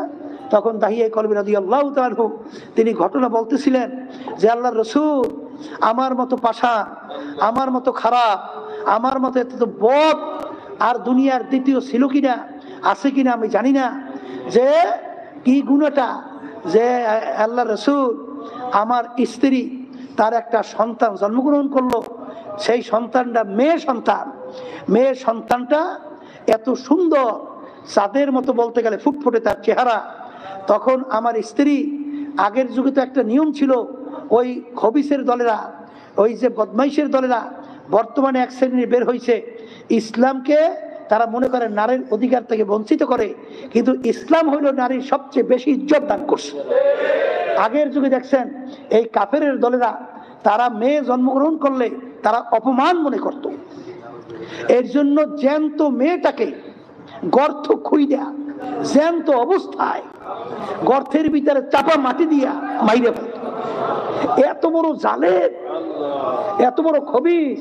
দাহিয়া কলবি রাদিয়াল্লাহু তাআলা বলতেছেন যে, আল্লাহর রাসূল, যে আমার যখন মেয়েটা জন্মগ্রহণ করলো, আমার স্ত্রী সে আমি দেখলে বা জানলে বাচ্চাকে মাইরে ফেলবো, এই জন্য আমার স্ত্রী বাচ্চাটাকে লুকিয়ে ফেলছে, গোপন করে ফেলছে। গোপন করার পরে আমি তো জানি না, আমাকে বিভিন্ন কাজে বুঝতেছে যে বাচ্চাটা হয়তোবা মারা গেছে বা মরা হয়েছে, বিভিন্ন কাজে বুঝতেছে। এখন বাচ্চারা যখন নাকি একটু বড় হয়ে উঠছে, এখন ওর চেহারা এত সুন্দর হয়েছে, এখন তাকাইলে নজর নিচে নামে না, এত সুন্দর আল্লাহর সৃষ্টি। একদিন তখন মা মনে করলো যে বাচ্চাটা যখন বড় হয়েছে, এখন তোর আব্বা ওকে মারবে না। তখন আমার বাচ্চাটাকে সাজাইয়া পড়াইয়া যখন হঠাৎ আমার সামনে আমার মেয়েটাকে নিয়ে আসলো, আমি বাচ্চাটার দিকে তাকাইয়া আমি বলতেছি, এত সুন্দর বাচ্চাটা কার? তখন আমার স্ত্রী একটা হাঁস দিয়া বলে, এই বাচ্চাটা আপনার। ওই যে আমি বলছিলাম যে বাচ্চা মরা হয়েছে বা অমুক টমুক, কিন্তু আপনার ভয় আমি এই বাচ্চাটাকে লুকিয়ে রাখছিলাম। এখন এই বাচ্চাটা বড় হয়েছে, এখন তো সেই ভয় নাই, বিধে আপনার সামনে নিয়ে আসছে। তখন দাহিয়া কলবি রাদিয়াল্লাহু তাআলা বলতেছেন, হে আল্লাহ রাসূল সাল্লাল্লাহু আলাইহি ওয়াসাল্লাম, আমি এত বড় পাষাণ ছিলাম, আমি এত বড় দুষ্ট প্রকৃতির ছিলাম, তখন আমার ভিতরে দুষ্টামি চিন্তা এসে গেছে যে এই মেয়েকে আমি দুনিয়াতে আর রাখবো না। তখন আমি মেয়ে মা তাদের অজান্তে আমি গোপনে পাহাড়ের কিনারায় আমি আগে গর্ত খুঁজে রেখে আসছি মেয়েকে মারার জন্যে। আমি আইসা ওর মাকে বললাম যে মেয়েকে সাজাইয়া দাও, অমুক জায়গায় বেড়াইতে বেড়াতে নিয়ে যাব। মা তো বোঝে নাই, সন্তানকে সুন্দরভাবে সাজাইয়া দিল। এখন চেহারা এত উজ্জ্বল হইল, এত সুন্দর, তাকাইয়ে থাকতে মন চায়। কিন্তু আল্লাহ রসুল যখন মেয়েকে আমার সঙ্গে সাজাইয়া দিল, আমি বেড়াইতে নিয়ে যাইতেছি, কিন্তু ধরেন ওর নানা বাড়ি যাব, কিন্তু ওর নানা বাড়ির রাস্তা বাদ দিয়া যখন আমি পাহাড়ের রাস্তা ধরলাম, তখন মেয়ে তো বড়, তখন মেয়ে বলতেছে, আব্বা আপনি আমাকে কোথায় নিয়ে যান? আব্বা এ তো আমার নানা বাড়ির রাস্তা না। আল্লাহ রসুল, আমার দিল কত বড় কঠিন, আমার দিল কত বড় পাষাণ। তখন মেয়ে আমাকে আব্বা বলে ডাকতেছে, কিন্তু আমার দিলের ভিতরে কোনো মায়া আসে নাই। তখন আমি ওকে ধমক দিয়ে বলতেছি, তুই ছোট মানুষ, তোর নানা বাড়ির রাস্তা তুই কয়টা চেনো? অনেক রাস্তা দিয়ে যাওয়া যায়। হে আল্লাহ রসুল, তখন আমি ওকে ধোকা দিয়া ফাঁকি দিয়া আমি পাহাড়ের রাস্তা যখন ধৈর্য ওকে নিয়ে যাইতেছি, হঠাৎ মেয়ে যখন দূর থেকে ওই গর্ত দেখছে, দেখে মেয়ে একটা জোরে চিৎকার মাইরা, হে আল্লাহ রসুল, আমার পায়ের উপরে পড়ে গেছে, আমার পায়ের উপরে পড়িয়া। এখন মেয়ে আমার পায়ে এমন ভাবে জড়াইয়া ধরছে, ধৈর্য কান্দে আর বলে, আব্বা আব্বা আপনাকে আমি আব্বা বইলা ডাক দেব না, আপনার পরিচয় আমি কোনোদিন দেব না, আপনার বাড়ি করাও আমি কোনোদিন থাকবো না। আব্বা আমাকে মাইরেন না, আমাকে মাটির গর্তের ভিতরে ফেলাইয়া চাপা মাটি দিয়া মাইরেন না। মেয়ে এমন ভাবে কান্দে, ওর কান্নায় মনে হয় যেন মাওলার আরো থরথর করে কাঁপে, ওর কান্নায় মনে হয় গাছপালা কাউকে কান্দে, ওর কান্নায় মনে হয় পশু পাখিরা পর্যন্ত কান্দে। কিন্তু আল্লাহ রসুল, আমার দিল এমন পাথরের চেয়েও শক্ত, আমি এত বদমাইশ, ওর কান্না আমার একটু দিল নরম হয় না। আল্লাহ নবী আমার পার থেকে ওকে প্যাঁচ ছুটাইয়া আমি লাথি মেরে গর্তের ভিতরে ফেলাইয়া দিলাম, আমি ধাক্কা দিয়া গর্তে ফেলাইয়া দিলাম। ফালাইয়া যখন ওকে আমি চাপা মাটি দিয়ে মারলাম, আরে এ আল্লাহ রসুল, আমি এত বড় পাষাণ, এত বড় বদমাইশ, আরে এই গুনাহ কি আমার মাওলা আমাকে মাফ করবেন? এই কথা দাহিয়া কলবি রাদিয়াল্লাহু তাআলা আনহু তিনি বলেন, তিনি অজরে কান্দেন। আল্লাহ নবী সাল্লাল্লাহু আলাইহি ওয়াসাল্লাম তিনি এই ঘটনা শুনে তিনিও কান্দে আর বলে, দাহিয়া কলবি, কেউ কি কোনো মানুষ পারে এইটা তুমি করছো? হে দাহিয়া কলবি শোনো, তখন তো তোমার বুঝ ছিল না, তখন তো তোমার শয়তান তোমাকে গ্রাস করছিল, এখন তোমার বুঝ আসছে, এখন তুমি মাওলার কাছে খালেস তওবা করতেছো। আমার মালিক দয়ার সাগর, আমার মালিক মায়ার মালিক, যদি তুমি খালেস তওবা করতে পারো, যদি আমার মালিকের কাছে তুমি মাপ চাওয়ার মতো চাইতে পারো, আমার মালিক দয়ার সাগর, আমার মালিক তোমার এই গুনাহ মাফ করবে। এ আল্লাহর বান্দারা, পর্দালে মা বোনেরা, রমজান মাসের আজকে 15 দিন যাইতে আছে, 15 দিন যাইতে আছে। আজকে মাগফিরাতের 5ম দিন যায়। জানি না আমরা আমাদের জীবনের গুনাহ মাফ করাইতে পারছি কিনা। আজকেও মাগফিরাতের 5ম দিন আমার মালিক স্পেশাল ভাবে মাফ করবে। আমার মালিক বড় দয়ার মালিক, আমার মালিক বড় মায়ার মালিক। যদি মাপ চাওয়ার মতো চাইতে পারো, হে আল্লাহর বান্দারা, পর্দালের মা বোনেরা, যখন আমার মালিক বৈঠকে যখন আমার মালিক নিয়ে আসছে, যার তেল যেরকম নিয়াত যা থাকুক না কেন, তেলের নিয়াতকে পরিবর্তন করো।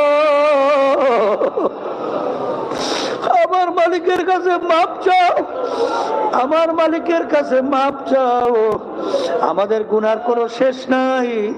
যদি মাপ না চাইয়া কলবকে ভালো না কইরা যদি ওই কবরে যাও, ওই কবরে উপায় নাই, কিয়ামতের ময়দানে উপায় নাই, মিজানে উপায় নাই, পুলসিরাতে উপায় নাই, মিজান পাল্লার ভিতরে উপায় নাই। যে আযাব আমার মালিক তোমার জন্য রাখছে, আর গুনাহগারদের জন্য রাখছে, নাফরমানদের জন্য রাখছে, ওই জাহান্নামে এক সেকেন্ডে সহ্য করার শক্তি কোনো মানুষের নাই। এই জন্য আমার বাজানদেরকে বলবো, আল্লাহ নবী সাল্লাল্লাহু আলাইহি ওয়াসাল্লাম তার অল্প বয়সে তার দাড়ি মোবারক পাইকা গেছিল, তার চুল মোবারক পাইকা গেছিল। আল্লাহর হাবিব সাহাবায়ে কেরামরা বলেন, আল্লাহর রাসূল, এত অল্প বয়সে আপনার দাড়ি মোবারক কেন পাকলো? আপনার চুল মোবারক কেন পাকলো না? পিঠ মোবারক আপনার কেন গোজা হইল? আল্লাহর রাসূল বলেন, হে আমার সাহাবারা, আমি রাসূল যা দেখি তোমরা তো দেখো না, আমি রাসূল যা জানি তোমরা তো জানো না, আমি রাসূল যা শুনি তোমরা তো শোনো না। আমার মালিক নাফরমানদের ব্যাপারে, গুনাহগারদের ব্যাপারে, বেঈমানদের ব্যাপারে যে আযাব ও গজবের ঘোষণা দিয়েছেন, যেই জাহান্নাম তৈরি করছেন, ওই এক সেকেন্ডের আযাব সহ্য করার শক্তি দুনিয়ার কোনো মানুষের নাই। আরে আমি রাসূল, কোরআনুল কারীমের ভিতরে আমার মালিক যে আয়াত নাযিল করছেন, আরে কেমনে সহ্য করবে আমার উম্মত? এই চিন্তায় আমি রাসূলের পিঠ মোবারক গুজা হয়ে গেছে, আমি রাসূলের দাড়ি পাইকা গেছে, আমি রাসূলের চুল মোবারক পাইকা গেছে, দাড়ি মোবারক পাইকা গেছে। এ কবরের যাত্রী, আল্লাহর বান্দারা, পর্দার আড়ালের মা বোনেরা, আল্লাহর হাবিব কিন্তু তার নিজের চিন্তায় দাড়িও পাকে নাই, পিঠও গুজা হয় নাই। আপনার আমার চিন্তায় দাড়ি মোবারক পাকলো, পিঠ মোবারক গুজা হইল। আহারে তোমার আমার চিন্তায় যদি আজকে সুযোগ পাইয়াও, এই রমজান মাসের সুযোগ পাইও, এই দামি মজলিস পাইয়াও, যারা নিজের জীবনের গুনাহ মাফ করাইতে পারবা না, তাদের কপাল পোড়া।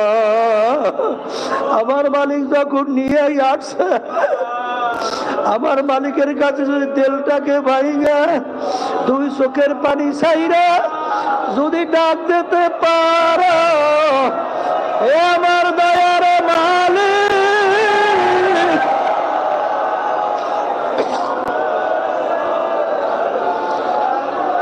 আমার দয়ার মাওলা, দয়া মায়া করে আপনি আমাদের জীবনের গুনাহ মাফ করেন।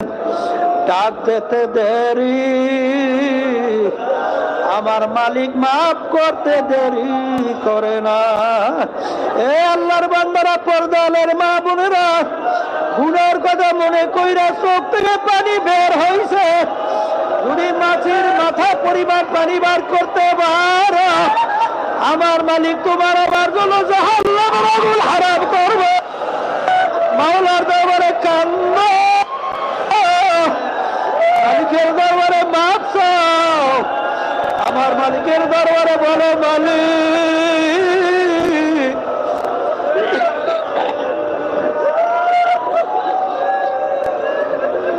এই কথা বললা, মালিকের দরবারে মাফ চাও, কান্দো, আল্লাহুম্মা আমিন।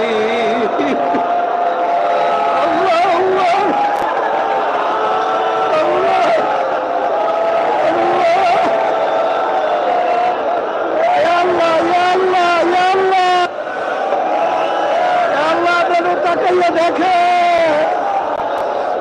আল্লাহ কত সাদা দাঁড়িয়ে আমার বাবাদেরকে নিয়ে হাত করলাম, আল্লাহ কত জাকিরি সাকিন আপনার কাজ বন্ধদেরকে নিয়ে হাত করলাম, আল্লাহ পর্দার আপনার কত খাস বান্দিদেরকে নিয়ে হাত তুললাম, আল্লাহ এর ভিতরে কার হাত পছন্দ জানি না, এই আপনার বরকতে আমাদের জীবনের গুনাহগার মাফ করে দেন। হে আল্লাহ, আপনি তাকাইয়া দেখেন, দেখেন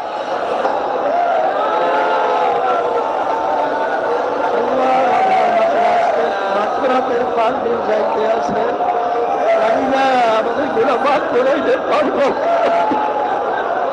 আল্লাহ, আমাদের জীবনে গুনাহগার মাফ করে দেন। আল্লাহ, আমাদের জীবনে গুনাহগার মাফ করে দেন। আল্লাহ, আমাদের জীবনের গুনাহগার মাফ করে দেন। ইয়া আল্লাহ, ইয়া আল্লাহ, ইয়া আল্লাহ, আমাদের কলবের ভিতরে আপনার মারিফাতের নূরের বাতি জ্বালায়া দেন। ইয়া আল্লাহ, আমাদেরকে আপনি ফেরদাউস বেহেশত নসিব করেন। আল্লাহ, আমাদেরকে আপনি জাহান্নামের আগুন থেকে মুক্তি দান করেন। হে আল্লাহ, রমজানের সমস্ত বরকত আপনি আমাদেরকে নসিব করেন। হে আল্লাহ, রমজানের সমস্ত বরকত আপনি আমাদেরকে নসিব করেন। হে আল্লাহ, সবে কদর আমাদেরকে পাওয়ার তৌফিক দান করেন।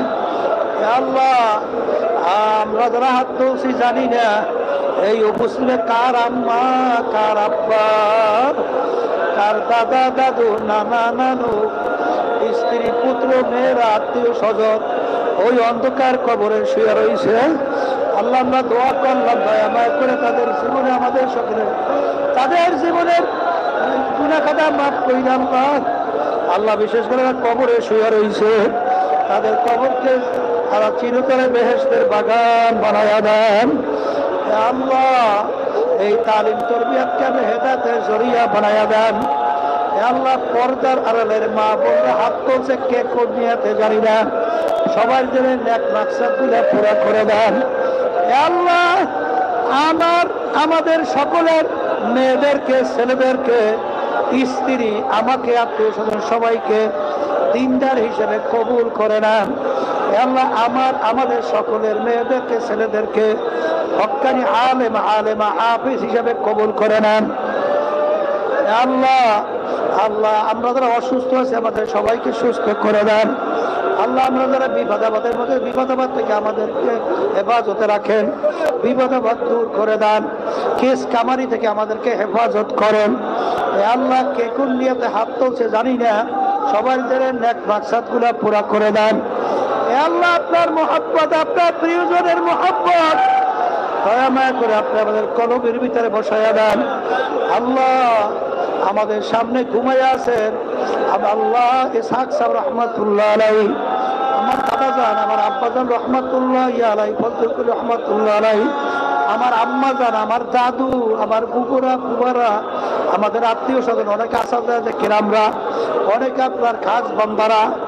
আল্লাহ, আমরা যারা হাত তুলছি জানি না এই উপস্থিতির ভিতরে কার আম্মা, কার আব্বা, কার আত্মীয় অন্ধকার কবরে সে আমাদের দিকে চেয়ে রয়েছে। আল্লাহ, এখন কবরে আযাব বন্ধ। আল্লাহ, তাদের কবরকে চিরতরে আযাবকে বন্ধ করে দেন। আল্লাহ, বিশেষ করে আমরা যারা অসুবিধার ভিতরে আছে আর্থিকভাবে, কামাই রোজগারের মধ্যে, আমাদের সবাই আর্থিক সমস্যা দূর করে দেন। কামাই রোজগারে হালালে বরকত দান করেন। আল্লাহ, আমাদের সকলের ব্যবসা প্রতিষ্ঠানকে বিপদাবাদ থেকে হেফাজতে রাখেন। আল্লাহ, ব্যবসা প্রতিষ্ঠানকে হালাল রিজিকের ভিতরে বরকত দান করেন। আল্লাহ, এখানে তালিম তরবিয়াতে যারা খেদমত করছে সবার খেদমতকে কবুল করে নেন। আল্লাহ, সবাইকে আপনি খাস বান্দা হিসেবে কবুল করে নেন। পর্দার মা বোনদেরকে বান্দি হিসেবে কবুল করে নেন। রব্বানা আতিনা ফিদ দুনিয়া হাসানা ওয়া ফিল আখিরাতি হাসানা ওয়া কিনা আযাবান নার। আল্লাহ, বাংলাদেশ মুজাহিদ কমিটিকে সহিভাবে কিয়ামত পর্যন্ত কবুল করে নেন। ইসলামী আন্দোলন বাংলাদেশকে সহিভাবে কিয়ামত পর্যন্ত কবুল করে নেন। ইসলামী আন্দোলনের সহযোগী সমস্ত সংগঠনকে কিয়ামত পর্যন্ত সহিভাবে কবুল করে নেন। আল্লাহ, বাংলাদেশ কোরআন শিক্ষা বোর্ডকে সহিভাবে কবুল করে নেন। হে আল্লাহ, চরমনাই মাদ্রাসার সমস্ত দিনী প্রতিষ্ঠানগুলো সহিভাবে কবুল করে নেন। হে আল্লাহ, মহিলা মাদ্রাসাগুলোকে সহিভাবে কবুল করে নিয়েন। হে আল্লাহ, দ্বীনের সমস্ত মিশনগুলোকে আপনি সহিভাবে কবুল করে নিয়েন। আল্লাহ, হককে আমাদের কাছে হক হিসেবে প্রকাশ করে দেন, বাতিলকে বাতিল হিসেবে প্রকাশ করে দেন। আল্লাহ, আমাদের সবাইকে হকের ভাগে থাকার তৌফিক দান করেন। বাংলাদেশ তামাম দুনিয়া ইসলাম মুসলমানদেরকে হেফাজত করেন আল্লাহ, বাংলাদেশের ইসলাম মুসলমানদেরকে হেফাজত করেন। বিশেষ করে আল্লাহ বাংলাদেশের মধ্যে আপনার হুকুমত রাষ্ট্রীয় পর্যায়ে প্রতিষ্ঠার ব্যবস্থা করে দেন। তামাম দুনিয়ার ভিতরে আপনার নিয়ম অনুযায়ী রাষ্ট্র পরিচালনার ব্যবস্থা করে দিবেন। সুবহান রাব্বিকা রাব্বিল ইজ্জাতি আম্মা ইয়াসিফুন ওয়া সালামুন আলাল মুরসালিন ওয়ারহামনা মাআহুম বিরহমাতিকা ইয়া আরহামার রাহিমিন। শুনেন, এখন যারা নাকি এই তরিকার সাথে জড়াইয়া বয়াত হইতে চান, সবাই একটু তওবা করেন। পর্দালে মা বোনরাও নিয়াত করেন, আমরা মুমিনদের সাথে তওবা করতেছি। বসো না ভাই, মাথা উঠা করো। শোনেন, এখানে অনেক আল্লাহর খাস বান্দারা আছে, তাদের সঙ্গে আমরা তওবা করব। আল্লাহ এই অবসরে আমাদেরকে যেন তার খাস বান্দা বানাই দেয়।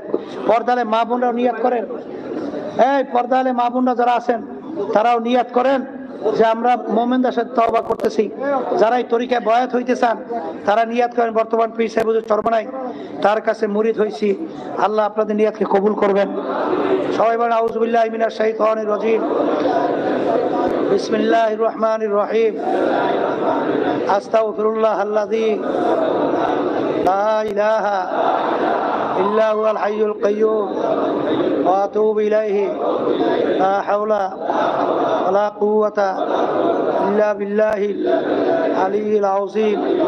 तौबा के महीने सब बुरी बातों से और सब बुरी कामों से आए मेरे अल्लाह इस तौबा को कबूल कर।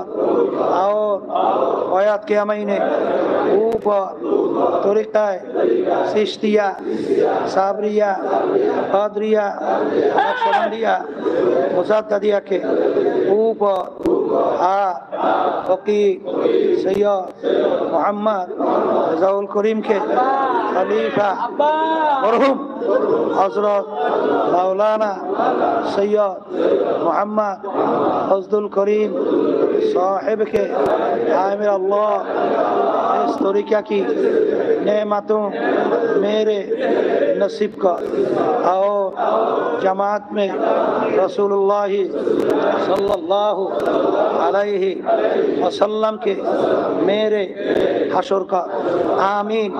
শোনেন, মহিলারা যাবেন এক পাশ দিয়ে রাস্তা, পুরুষরা এক পাশ থেকে যাবেন। শোনেন, এখন আপনারা যারা নাকি বয়াত হইছেন, তরিকার বয়াত হইলেই হয় না, তরিকার ঔষধ এই করতে হবে। কথা বলবেন, তরিকার 5 ঔষধ পালন করবেন, খবরদার, এটা খুব লক্ষ্য রাখবেন। এখন আমরা সবাই আজান হবে, আমরা নামাজ পড়িয়ে যাবো, নাহলে নামাজ পড়ব কোন জায়গায়? এখন 2টায় আমাদের জামাত হবে। আপনারা যারা ওজু করেন ওজু করে যান, আর পুরুষরা নামাজ পড়ে যাবেন।